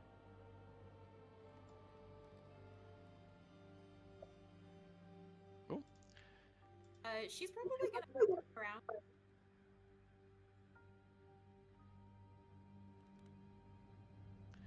Where they Your audio is cutting in and out. busted. Hi. How's this? Good question mark. Okay, let's try it here then, and if it gets bad, just let me know. Okay, yeah, Um, feels consistently better. good. Okay. Vegas is going to bum around town bothering people, and then there will be about a 2 to 3 day period where they kind of vanish. I don't think they're super sneaky about it, but if people aren't paying attention, they'll kind of be gone. So if you want to tag along or figure out what happens, I'd open the floor to that. But if not, we can continue on with the scene.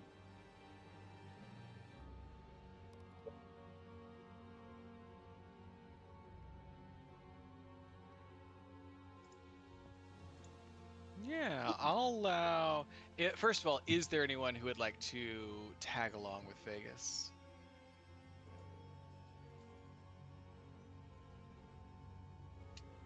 Okay, so Vegas, maybe you give some perfunctory explanation to your party. Maybe you just vanish. Frankly, they're pretty used to that from you. This is not the first time you've taken a little detour in your downtime, but you are flying, skimming over the countryside, towards a very specific destination, one of several that you have visited over your long years. Do you think your party knows how old you are, Vegas? I think it's hard to tell and easy to underestimate because they act the way they do. So, your party has never really been privy to the beginnings of your passage from the Feywild into this realm. A passage that precluded the founding of the organization 100 years ago. You had a rift, a split with the other Unseelie, a sense of, believe it or not for a Fae, a moral compass or of feeling like things were going too far. What did you do, Vegas? I ran away. I may have stolen a few things along the way, but I definitely ran away. You ran away, and also some of the things that others stole, you put back. Is it stealing if Well- you steal from stealers? Maybe. And things isn't really the right word, it's people. Infants, swapped with the shape changers, the changeling children that trickster fae so often leave in place of mortal children here in our realm. But Vegas, you over the years returned many of those mortal children to their homes alongside the changeling child before becoming associated with the organization, and you like to keep tabs on them. So where are you going now? I am headed north. I'm headed to. I don't have favorites, but if I did, this would be one of them. at this point, it's more of a clan than a specific set of twins. The years have gone by and they've gotten older, and it's nice to see a familiar face. Yes. You greet them as you arrive. They are always happy to see you. And getting on in years, not fully elderly, but probably in their 60s, you see a pair of twins, identical, except for one has dark eyes, beetle black, blinking and obsidian, and one has bright blue.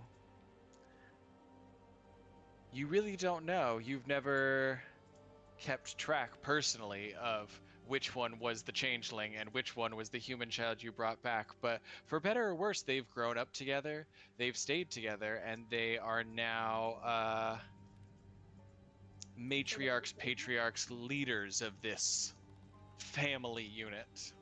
And they greet you as you... Oh, would you look at that, kids? It's Vegas! Everyone, Vegas is here! Vegas is here! I do a little flip. I give kids to the I give toys to the kids. Start Very, very Santa Claus energy. Very Santa Wow! Claus energy. Thanks, Vegas! There might be a few knives in there as well, but at this point, people are used to that. So You see one of the twins just snakes a hand out and like, no, you can't have that. Takes the dagger from the child. Aw, man. aw man, not even one. Vegas, we've talked about this. Mortals age very differently from you, and this one is not at an age where they should be having something that could cut themselves or more likely everyone around them with. I don't know. You're like what? And I look at the visibly like the 5-year-old, and I'm like, you're like 20 something, right? No, Not a- I'm 4. No, wait, I have a birthday. I'm 5. Oh, okay. Well, The twin tossles the child on their head. It's like, it's all right, sweetie. We'll just put this in the cabinet with the rest of them, and when you get old enough, then you can have your present from Vegas. And they walk over to open a wardrobe truly stuffed with dangerous weaponry and implements of all kinds, all confiscated gifts that you have given that are only delivered to each generation as they come of age. that seems about right. I stay for a meal. I have I don't know, probably like a pot of honey that I brought with me. But it's mostly just good company and being here for a moment before I go back. Yes. It's always nice for someone who, by their very nature, is fickle, capricious, changing, the tricksters of the Feywild are not like mortals, and it has been hard for you here to feel tethered, to feel like you are not as free as you would have been back home. But then the tethers are things you chose for yourself, and when you go and visit these people whose lives you changed, who you impacted for the better, I think those tethers feel a little less constraining, and you feel a little happier about the work you're doing. Yeah. Every day is a choice, and some days are harder than others, but doing this is always a good reminder. Bellies full, small children sent off to bed, the middle generation cleaning up as you sit with the twins, perhaps having a little drink or smoking a little, sitting by the fire and catching up. You finally bid your goodbyes. They know that you are not bound by mortal laws of courtesy. You come and go as you please, and when you arrive, it is always a delight. As you are flying back over the countryside to rejoin your companions, is Vegas thinking about anything in particular? Let's see. I'm thinking of. It's always odd because time is odd to Vegas. They blink and it feels like a decade has passed, or they take a nap and 5 minutes have passed, and it's always fundamentally weird to Vegas to see the effect time has on other people, especially mortals. So it's bittersweet leaving, because he knows when he comes back in a decade or 2 decades or whenever he does, the twins may not be here when he does. You try and make trips when you can. Maybe they'll still be there. You know, you might be able to slip away sooner this time. But these, of course, are not the only people you visit. There are dozens of children across this land who you have had varying degrees of contact with. I think these are some of the people, some of the first ones you returned, some of the people you are closest to. But there are many, and those bonds cling to you in a a way that is nourishing and also a little weighty.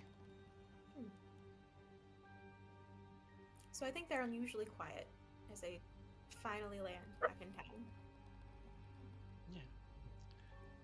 You're able to you think I think you would go to Lug when you get back. Does that feel right? Yeah. If it's Lug, you... I'm sorry. No, go ahead. If it's past their bedtime, Vegas will probably just crash in a tree above their campsite.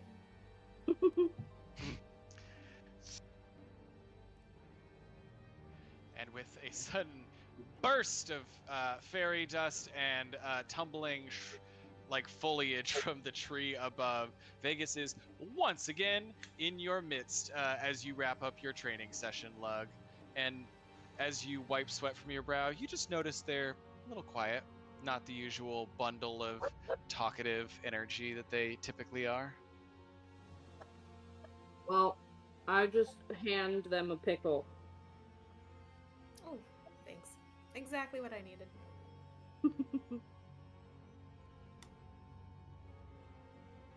And I pat them on the head. I think Vegas, Albert, come here. Ooh. I'm sorry, I don't know what. Albert, of course, is the cat that Landria has found in the woods, yes? Yep. Am I using the wrong mic on here? Never mind. Yes, I am. Womp womp.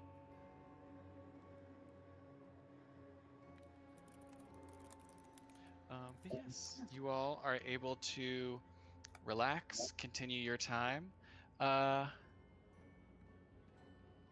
Before too long, you leave the village. I don't think you've heard anything yet, but for people who travel as much as you do, it always helps to be either at or en route to a more central location so that you are prepared to depart to wherever it is that you are sent.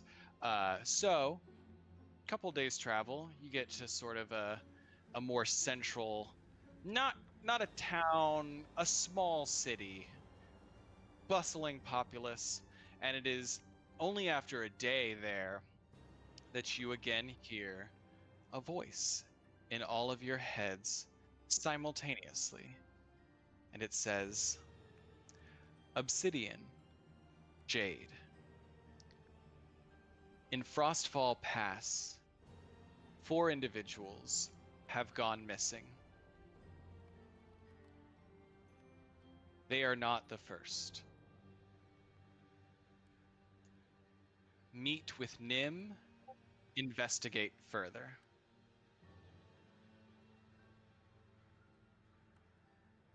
Frostfall Pass.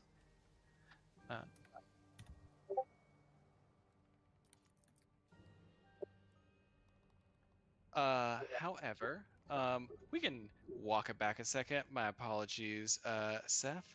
What do you want to do? So I just wanted to like ask around town about like a few things. Well, one, I wanted to check in with Salarius and make sure that Salarius is doing okay. And then I also wanted to ask around town about my friend Gavril. And then I wanted to see if anyone knew about my mortal enemy. And if anyone had heard of him or his whereabouts. Okay. Give me 2 investigation checks. One will be for Gavril, one will be for your enemy, Tamud, and I'll let you assign which role goes to which objective. Can I be wearing my headband of intellect for that? You cannot, because you don't get to have that. We'll talk about it later. Oh, okay. All right. So 2 investigation, as you said. Yes. Just to do a little snooping. 15 and a 21. Okay. So which role for Gavril? The 15. You ask around town. You don't really hear too much. This place is again sort of on the fringes. They don't get many travelers.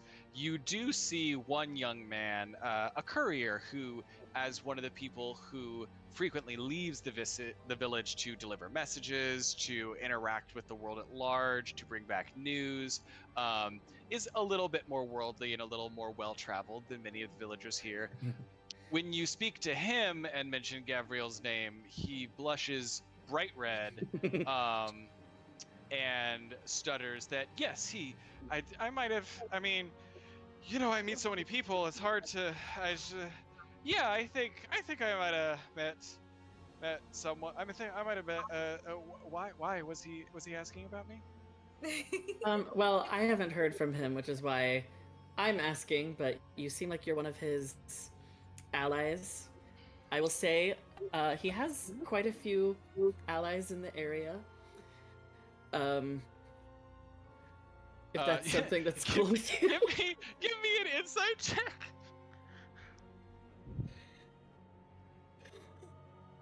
So many allies. 3. The alliance is strong. He looks a little crushed. You can't really see beyond that. Oh well, of course. I mean, you know, we never really talked about anything serious, I guess. Well, yes. So it was probably, oh, let's see, because it was when I was at that one. It's probably been 3-4 weeks by now.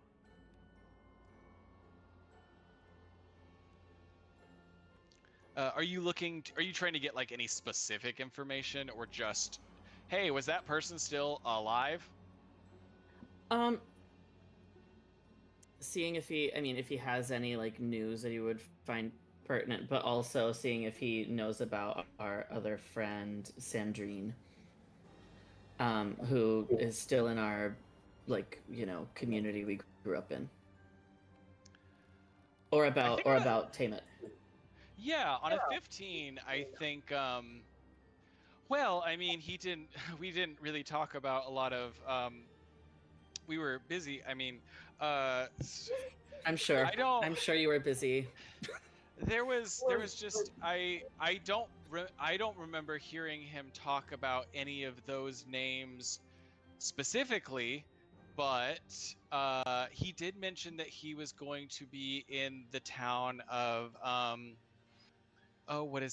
Catskill for the next couple of months, doing some work, and that, I mean, you know, if you wanted to talk to him directly, he should still be there.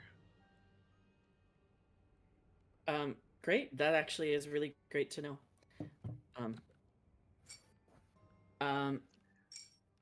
And he doesn't know anything about.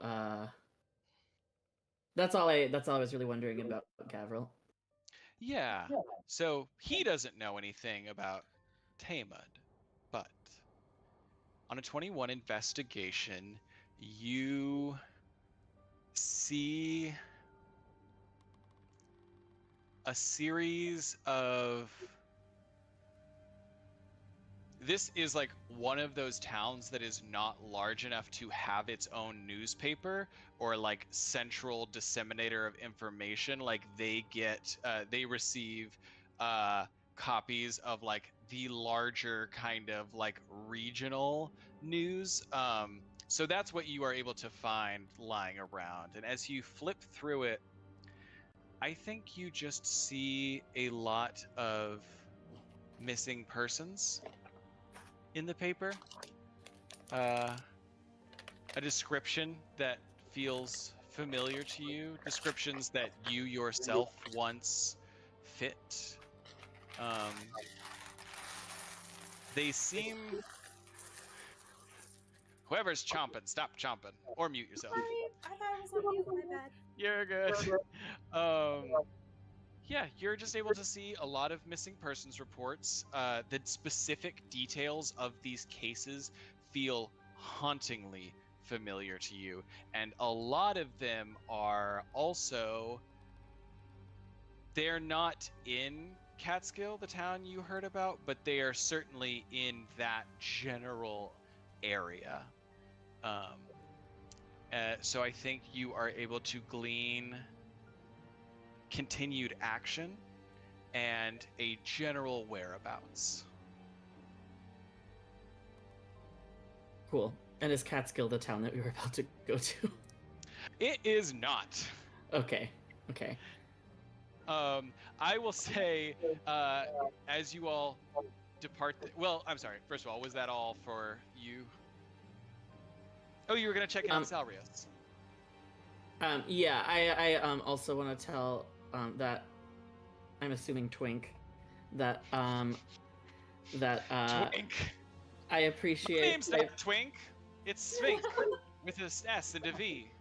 Svink, I'm sorry. I was saying the Sylvan equivalent of your name. Oh my God! I'm so sorry. I didn't mean to like. Yes, No, it's of okay. course. Sylvan's my second language, so maybe I was getting it wrong. Anyway, thank you for your time, and if you see or interact with Gavril, send him my best and tell him that if I am able to, while I'm on the road, I will pay him a visit if we're close to there. He blushes again just a little, but agrees to relay that message should he come across Gavril. Wonderful. That's all I need from Svink. Yes. Svink. Wonderful. So yeah, Salrius, I just wanted to check in with my travel companion, see how he's doing since the cave, which has clearly affected me more than him. Maybe I'm asking more to get some comfort, even though I wouldn't directly ask for that. Yeah, I'm doing great. Are you okay? Well, since you asked, I really hated that. I figured.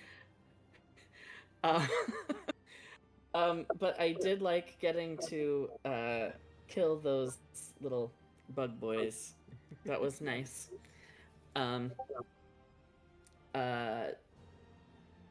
Didn't like bleeding out in a cave.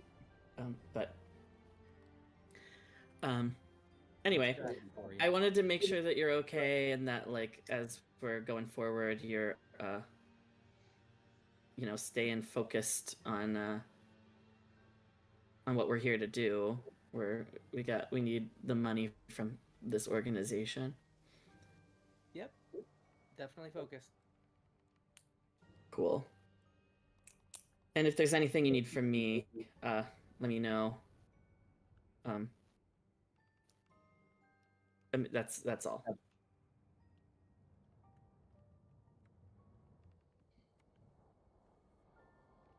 Okay. 1 second.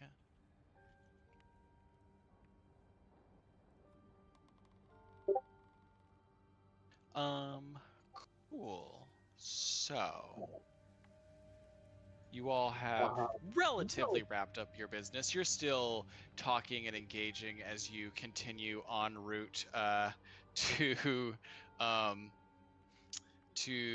you know what, Brandon? Just make the jokes. Just make the jokes if you want to make them. Folks at home, sometimes people ask you to come up with an NPC on the spot, and you just say a name. And that is what it is and should be respected as a part of the fine art of DMing. It's also how you come up with the most insane names for a DM NPC. Mm-hmm. Also, And it's kind Catskill of totally had that in mind and beforehand. That wasn't in the moment.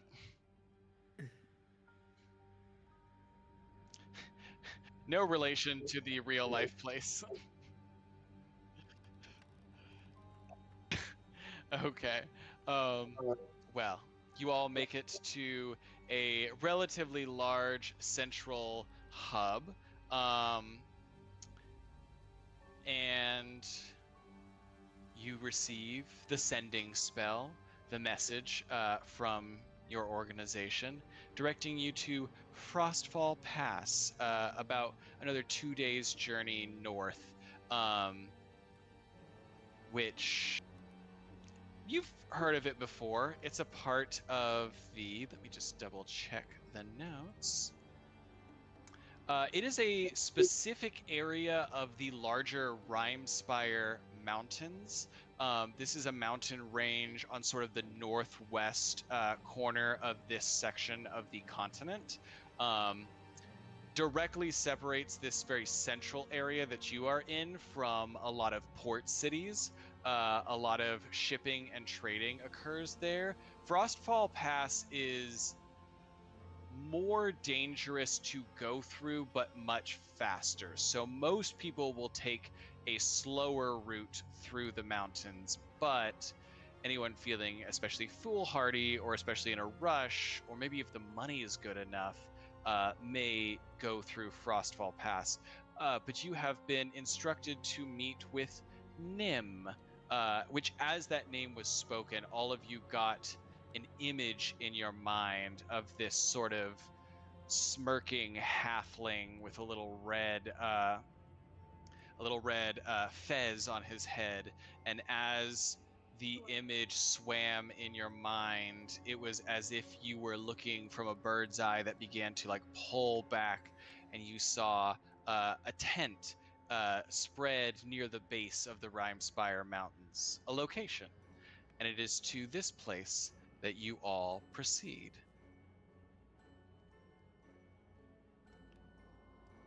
Does anyone have anything else? Definitely everyone can take a long rest, reset that temp HP, all your HP totals, all your abilities. You have been traveling for several days.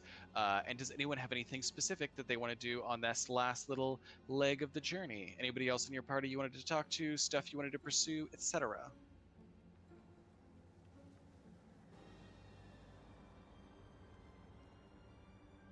Is it okay if I just ask about like armor that I may or may not be allowed to have? Yes, if you would like the anti-crit armor, you go right ahead. I think I'm actually gonna do Armor of the Fallen, if that's okay. That lets me once per like day to cast either Speak with Dead or Animate Dead.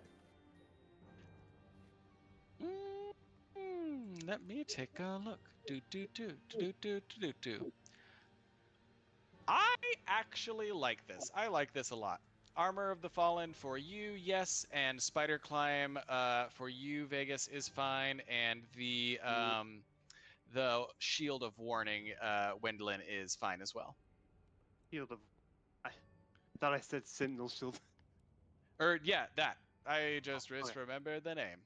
You're good. Do you want me to make just sure I was like, what did I grab? Do you want me to just add that, like, use the same AC as my chainmail? Yes. Or we can look, if we need to look at, like, more specifics of it later, we definitely can. Also, But anything? Oh yeah, go ahead. I had to add in D&D Beyond. I didn't have the ability to add the wraps because it wasn't there. I'd have to add a custom thing, so I just added the Eldritch one because that already added the +1 to everything. But I just won't use the Eldritch Maul thing that you didn't want me to use. That sounds perfect. We're having to navigate around content that we technically own or are sharing in D&D Beyond, which is always such a good time. And yeah, if anyone else after the session needs any help like finagling Beyond to like get their stuff added in, let me know. Won't be a big deal. Cool. Any last chance? Anything else on the journey?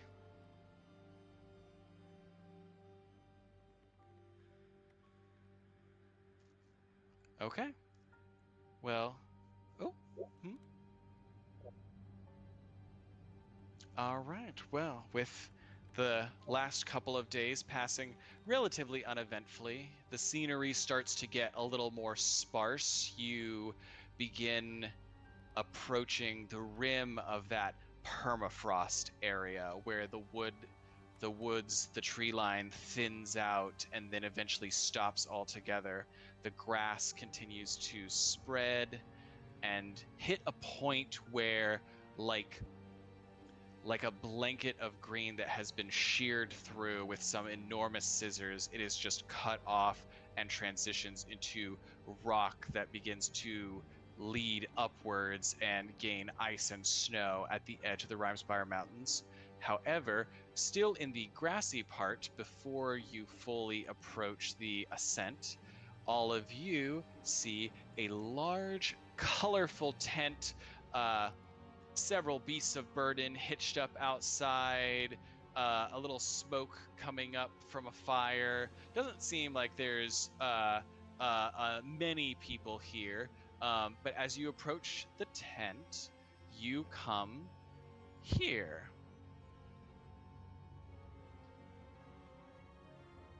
And a diminutive, energetic figure wearing a fez, the individual you recognize from your vision as Nem, pops out of the tent.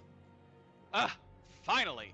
Are you the people they sent? I need you now, immediately. Come on inside. Come on inside. We've got so much to talk about. God, you'd think with an organization like that they'd be able to work faster, but now you submit the request. Come inside. Have a seat. Actually, I don't have enough seats. Come in. Stand inside. Do I need to pay you? What's going on? What's the organization here? What's the deal? Where'd you get your hat? Bought it myself. Made it myself. Bought it myself. Made it myself. Bought it Sell myself. it yourself? I don't remember. Don't remember. I go through about 15 of these a month, so it's just I just got a big chest with a bunch of them. I had to buy in bulk. Good to know. Good to know. Love Costco. Sorry, that Well, was my awful. small friend. Qostko. Costco. He's a great guy. Hey, don't you go advertising for my competitors? Wait, but you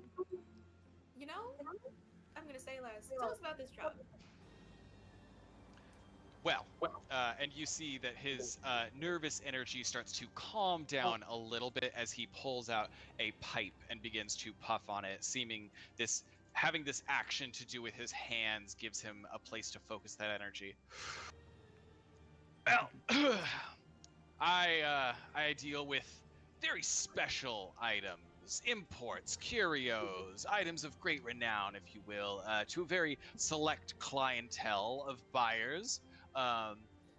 And I received an order, pretty unusual order, but I'm just the guy moving the stuff. Who am I to question? So was able to get my hands on it, got it all boxed up, hired a team that I've worked with many times before with absolutely no issues.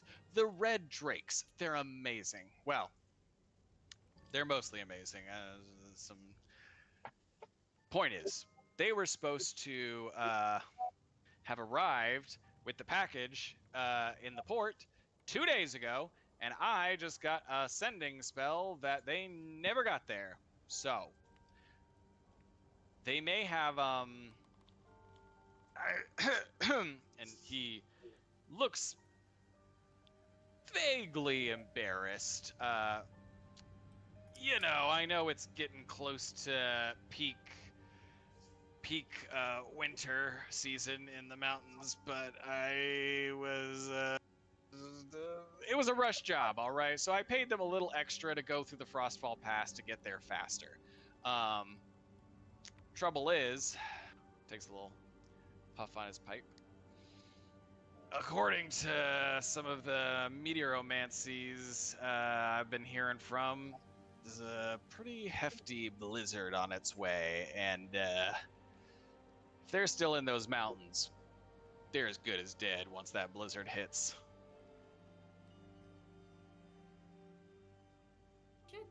So this is So- what? Trevel? Sharon? So you want us to go and get them, or are you wanting us to continue what they were doing? What are we thinking? Well, on the I would never value property over the lives of people I have employed. That being said, if the box is still there and you're able to get it, that would be really ideal to move it to the port so I can make this delivery. Don't get me wrong, I definitely want you to see if you can find the red drakes, but doesn't two birds, one stone. You can go do a little search, and if you find the red drakes, great, and if you find the package as well, even better, and if you find the package and deliver it for me, there will be a bonus in the works for you guys. Vegas is going to over to Lug and whisper without whispering at all. Just say, is this one of those things where they say what they don't mean in order to say what they... I'm just shrugging. This is why he just kind of he dissolves into grumbling about how humans can lie. I commiserate.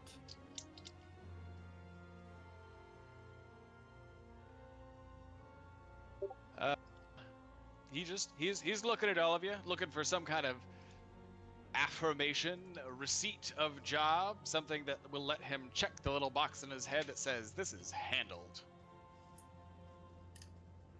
If it's for the organization, then yes, we can go retrieve your package and see what the cause of this disappearance might be. Salarius just gives a thumbs up. As you mention the organization, or think about the organization, or no, you did mention it. As you mentioned the organization, everybody in the room can give me an insight check. Please. Gonna be a DC 15. People like it. Goods are far more good. Insight? Mm-hmm. Got an 8.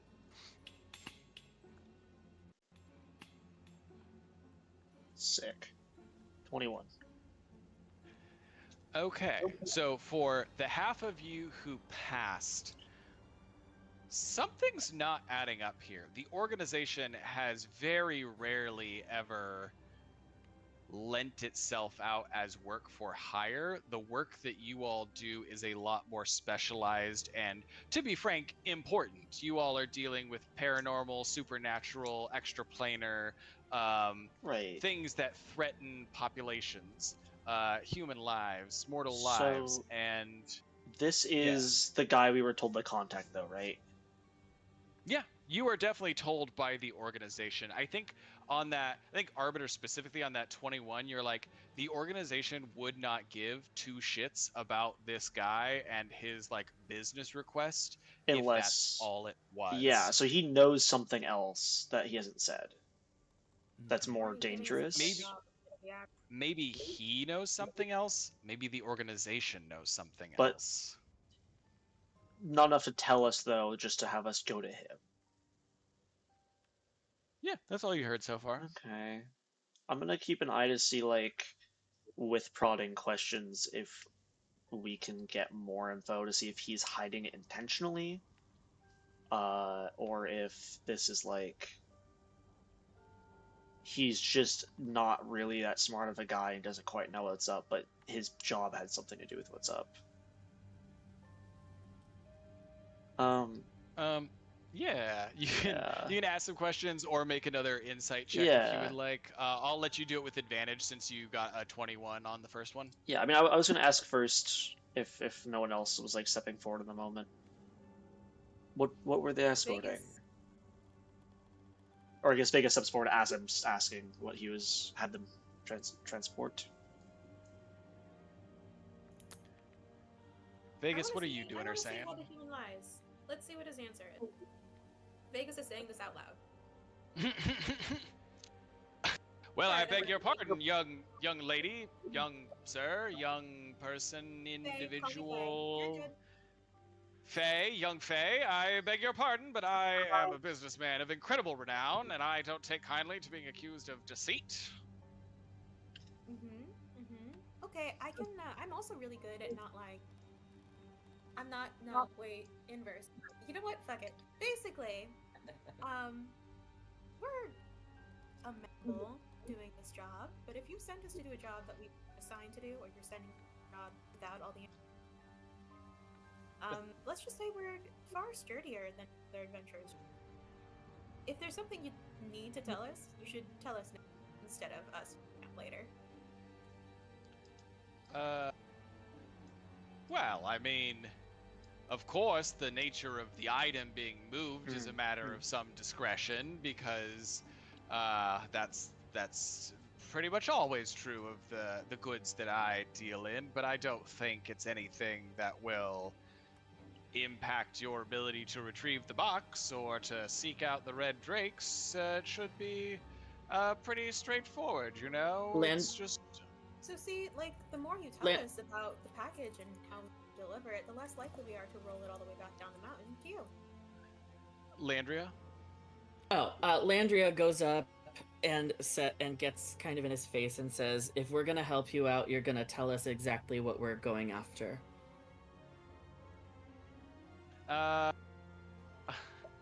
Give me intimidation. Can I give advantage to her? Are you proficient at intimidation? I'm proficient in persuasion. I am. Yeah, if you want to give advantage, you sure can. Yeah.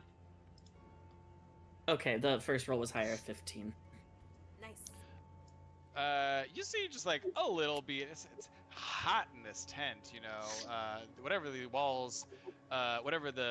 walls of this structure are made of, it's pretty good heat retaining material. So even though it is starting to get a little chilly outside as you get closer to these mountains, it's warm in here with all the fires going. You see a little bead of sweat on his forehead as he gulps. Well, I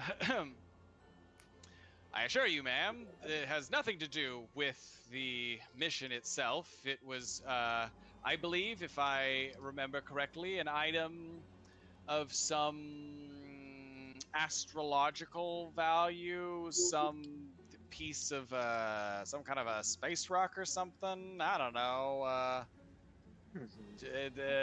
didn't Those ask are too many two different questions. things. Looked like a. I don't know. I didn't go to school for portents and divination. Listen. They were looking. They heard about this meteor that fell. They were looking to get a little piece of of something that came off of it. I sent somebody. They grabbed a little piece.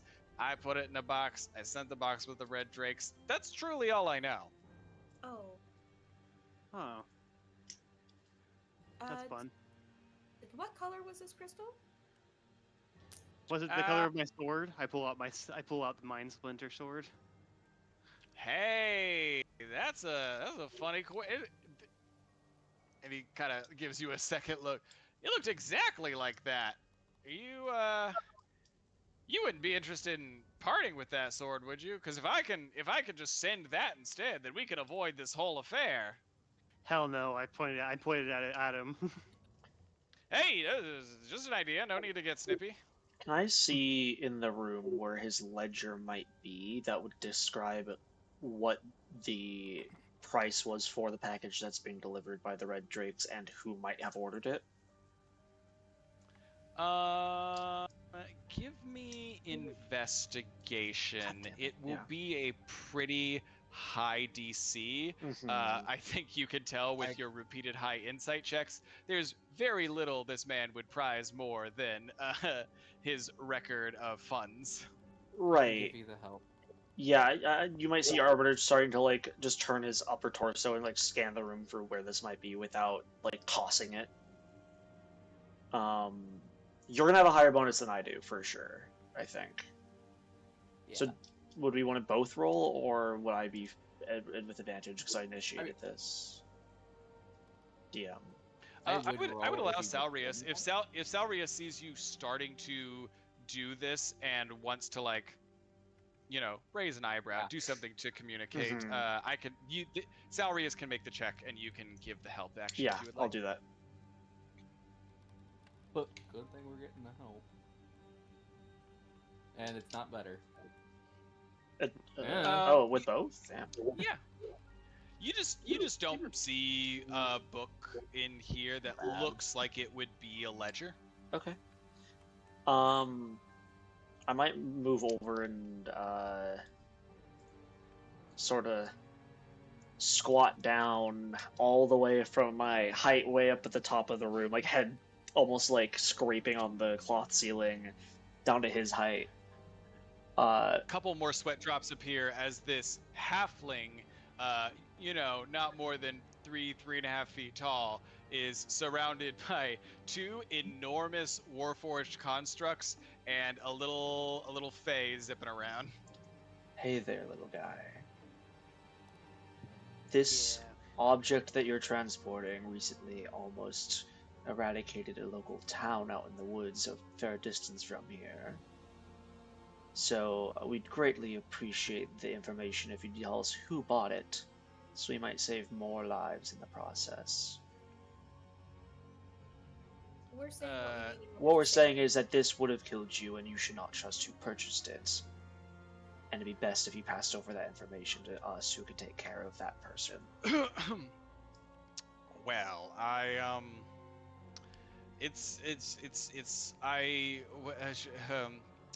stammering a little bit.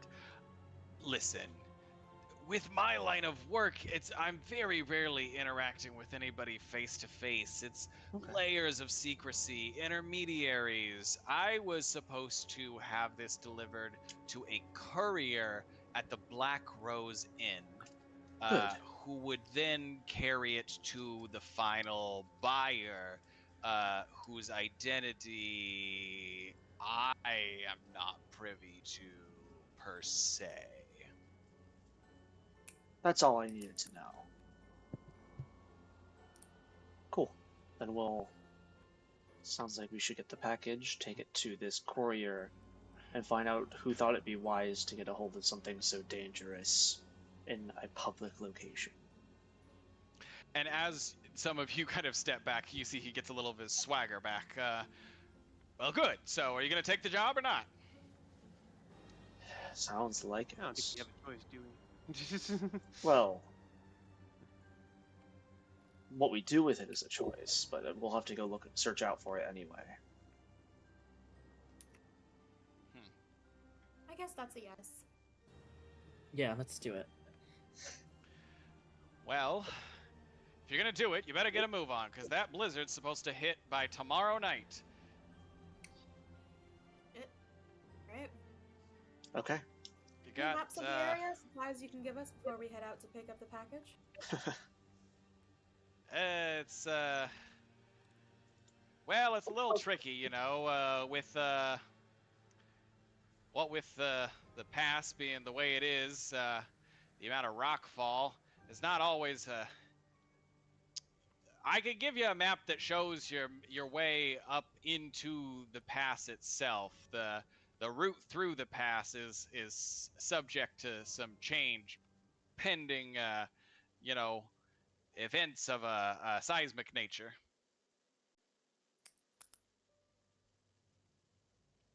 We'll take it. Or if you have any local guides. I assume you've used 4. Well, that would unfortunately, the people I work with the most, the Red Drakes, are the ones who went missing. So I'm afraid I can't offer you anyone else. But maybe he feels bad about the very dangerous object he's selling, or maybe he's just trying to get you guys on your way as quick as possible. But he does produce 2 red vials. Ooh. Go ahead and take these healing potions. You know, it's maybe you'll need them, or maybe you'll need them for the Red Drakes. I certainly was not trying to. It's no good for me, business-wise or personally, if anything's happened to them. So if you are able to find them, I would appreciate it.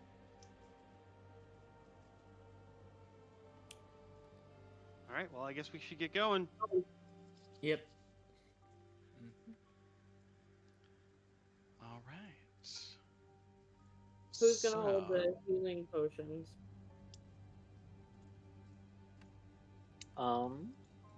It's that thing of like, do we want me to have one because I can heal, and that would mean I can heal without having, like, myself without having to use a spell that someone else might need? Or do you guys just want it to have in combat? I like the ones who can heal being able to have them. Okay. Or alternatively, if one of the healers goes down, it might be better for one of us to have it to be. I able mean, to it would bring be them back. on my person, so you could just grab it and use it. So either way, Sure. that'd be Yeah, accessible. that makes sense. Fine. Yeah, let's just do that. So I'll take one if someone else wants the other. I don't think I need both. Like whoever thinks they'll be most damaged.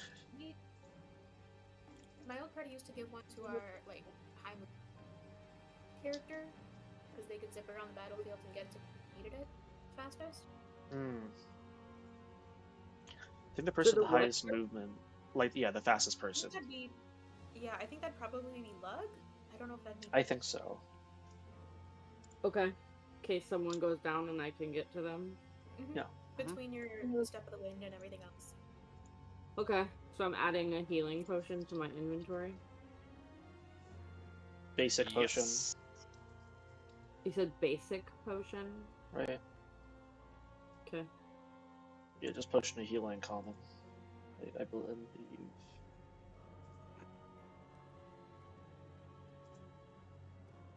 Unless these are better than we're inclined to believe. Which I don't know.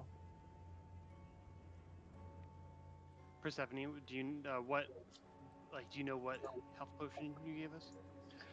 Yes, these would be just like very basic entry level. I think it's 2d4 healing ? Is the basic one. Yeah, it says potion of healing common 2d4 plus 2 hit points. Yeah, so it'd be you got 2 of those. 2. Oh, okay, and I have 1 in. Yeah.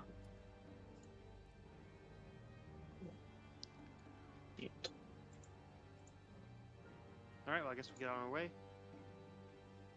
And indeed, time is of the essence. Having Could I- decided. Oh, Sorry. go ahead. As we're leaving, can I want to go back and steal his hat. He also Give said me he has like stealth and give 15 me- others somewhere, so you could just take those. I want to take all of his extra hats and leave him with just the one. Give me stealth and give me sleight of hand. I don't like this guy.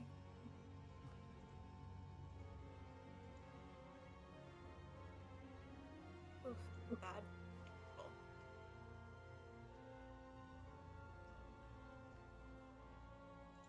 Okay.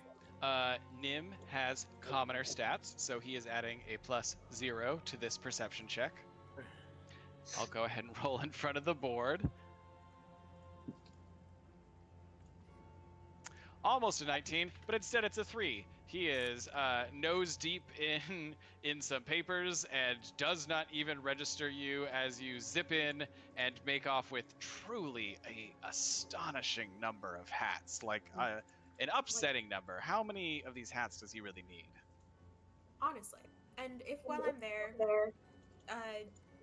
is there any place that we wouldn't have been able to check visibly that I could check for that ledger that he was talking about? Shipping manifest, whatever it was? You can go ahead and give me investigation with disadvantage, since you are trying to do it very stealthily, and this would likely involve opening chests and drawers and cabinets. Modifier for that, so let's see how this goes.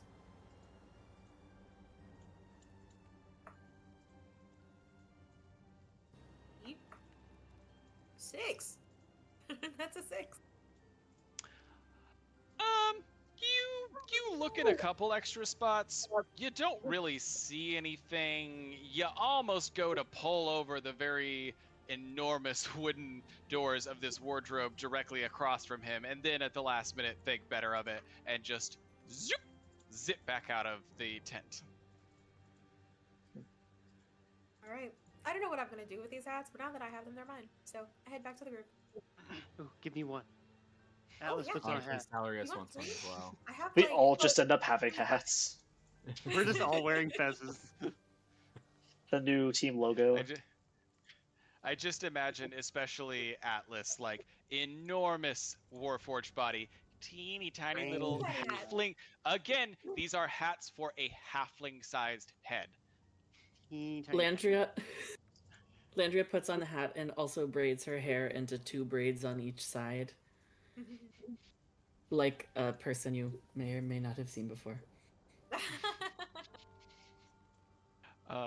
All right. Are you guys getting ready to head into the mountains? Mhm. Yeah. Okay.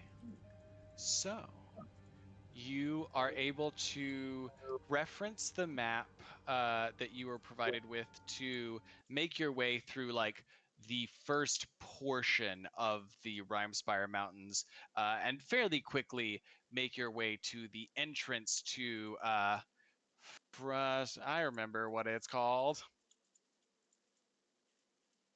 Frostfall Pass, which is just a narrow route that kind of delves deeper into the mountains. Couple things happen as you start to get higher elevation. It gets cold quickly.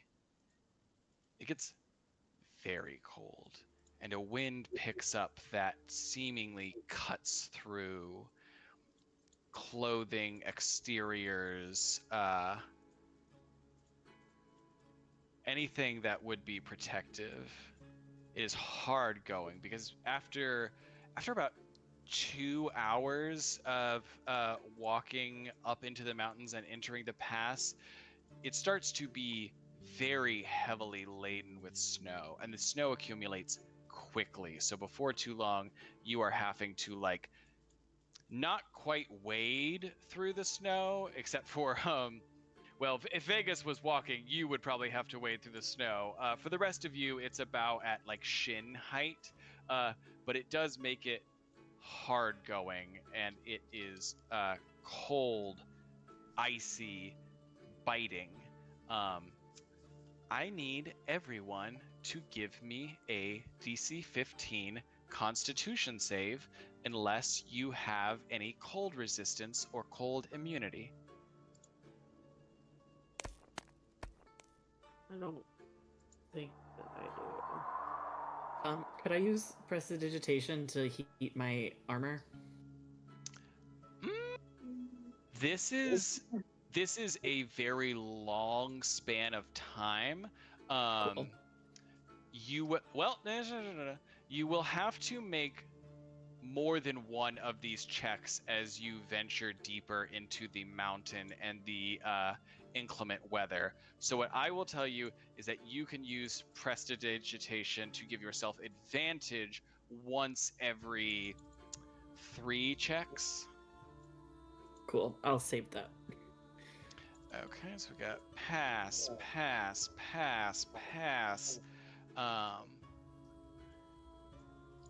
Oh, poor little Vegas and Salarius.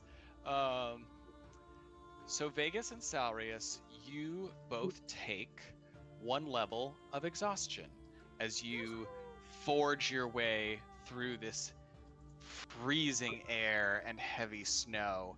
At 1 level of exhaustion. You have disadvantage on ability checks. Where do Can we I- are- Sorry, go on. Yep.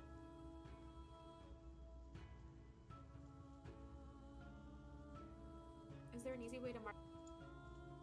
Sorry, I think you're cutting out. Oh, is there an easy way to mark exhaustion? That's such a great question, and I feel like there is question mark. I'm pulling up your character sheet right now. Yeah, there's a button for conditions that should be under your health. You should see defenses on one side, conditions on the other side, and if you click on Got conditions, it. you can go to the bottom, and there's exhaustion. It's actually Perfect. really Thank useful. you. Hell yeah. Vegas has gone like bone white. All of Oh. the little chromatophores have like shriveled up. He looks absolutely horrible. I think you have just like attached yourself. You tried landing on one of the Warforged first, and then unfortunately Bad the skin idea. on your feet froze to them, and you had to like pull yourself off before like I don't know. I feel like you're like kangaroo style, like just grabbing Lug's like torso, trying to stay warm. Yeah, I was gonna say, can Vegas be like stuffed into my top or something?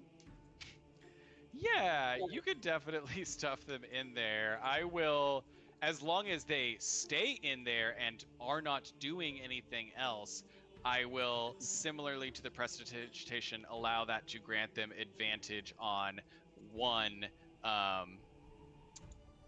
these saves. So, not the first one, since that has already happened, but you can do it on one of the other ones. Vegas, looking absolutely miserable, like wet kitten vibes, is like, I'm gonna take a nap. I will see you in a week. And Salrius, I mean, tiefling, to me, above table, I feel like I've always gotten like lizard vibes, like reptilian, like cold-blooded, just does not fare well in the cold, is much better suited to hot temperatures. So I think your just natural body is not suited for this kind of environment. No, not at all. Salarius is always in like a lot of clothes. Specifically, like has normal clothes on and then armor and then a cloak. Just a little like kind of wobbling back and forth as you step forward. All right. So you all continue a little deeper into the pass. About another 2 hours pass by. I need one more round of these Constitution saving throws. So those of you who have a single-use advantage, certainly you can use it if you would like to. What's the DC for this? 15. I'll use my one reroll from like DM's reroll if I still have that. Yes, you do. I'm gonna use my Cool. Much better. prestidigitation thing. Also, I equipped the ice dice that I have on D&D Beyond. And it's very thematically fun. Oh well, okay. Beams. I used it and it was overkill. If Vegas is in my top, then isn't there additional heat being generated? Can I roll with advantage? Yeah, I'll give you same as everybody else. You can do it on one. So if you want this to be that one, or you actually already rolled twice, so yeah, this could be that one. No, I didn't. Or no, that was Landria. That was No, Landria. I'm sorry. Yes, okay. if you want to roll twice, this time you can. Okay. It's like So you've having got- like a cat in your hoodie. Lug pass, Landria pass, Arbiter pass, Vegas pass, Atlas pass. Salrius is just absolutely miserable. Icicles hanging from your teeth, from your horns, like little. You look like you could just like if you're a kid and you just like run your finger along a bunch of icicles and they all fall. They're just lining your horns, teeth chattering. Salrius, you unfortunately take a second level of exhaustion, which means your speed is halved. Okay. Yay. So all of you definitely notice like Salrius is having a hard time keeping up in this weather and this environment. And it does, well, depends. If you all want to slow down to keep pace with Salrius, you can. If you want to try Can I and do grab something him? to help. Can you what? Can I try to like carry Salarius? You can.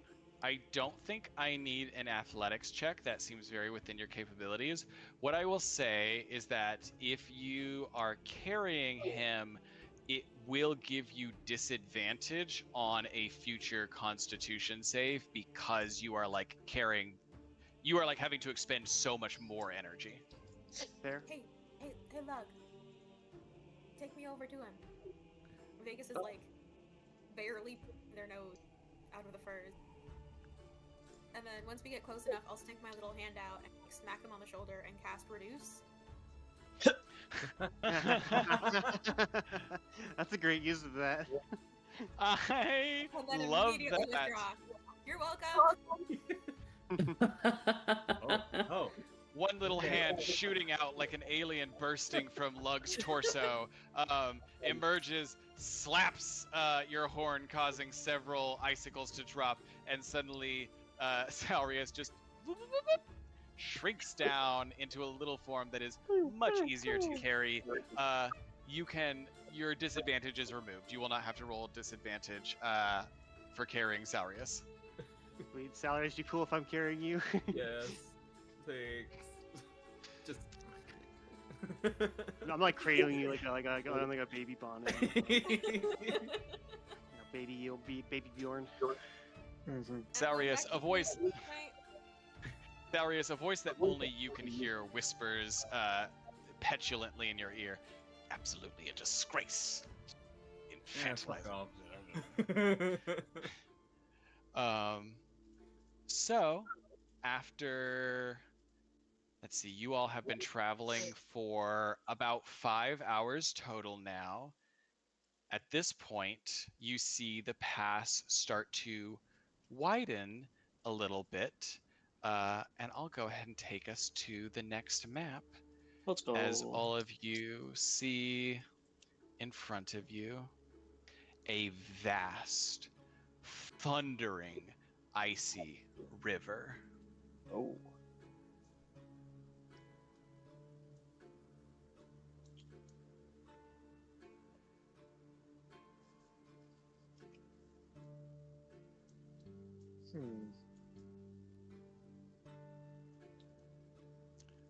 You exited the pass back here.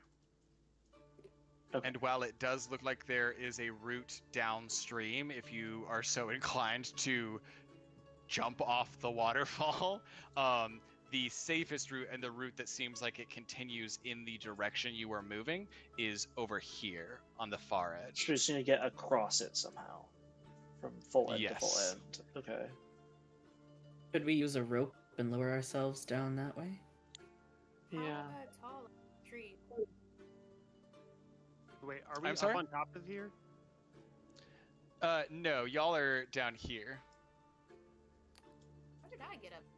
I think we all just spawned in up there. I don't know, because that's definitely not where I put you all when I was setting the map up. That's okay. That's y'all and your sticky little fingers. I did nothing. I didn't touch anything. I'm innocent, I tell you, innocent. I resent that. Okay. How tall are these trees? Varying in height, you see, this does, based on the position in the mountain, this does look like an older forest, so there's plenty of trees that are 10, 15 feet tall. There's a couple of the bigger ones that are closer to like 30 or 40 feet. Mm-hmm.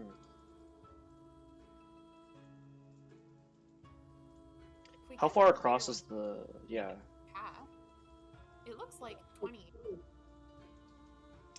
Yeah, is the river only like 25, 30 feet at most? Yeah. Okay. So yeah, we could... You also, anyone can give me a nature check as well as if they like, just to get some more information about the terrain. I have no proficiency or benefit with that. Not coming inside. Oh, not me. It's really warm outside. I can still try.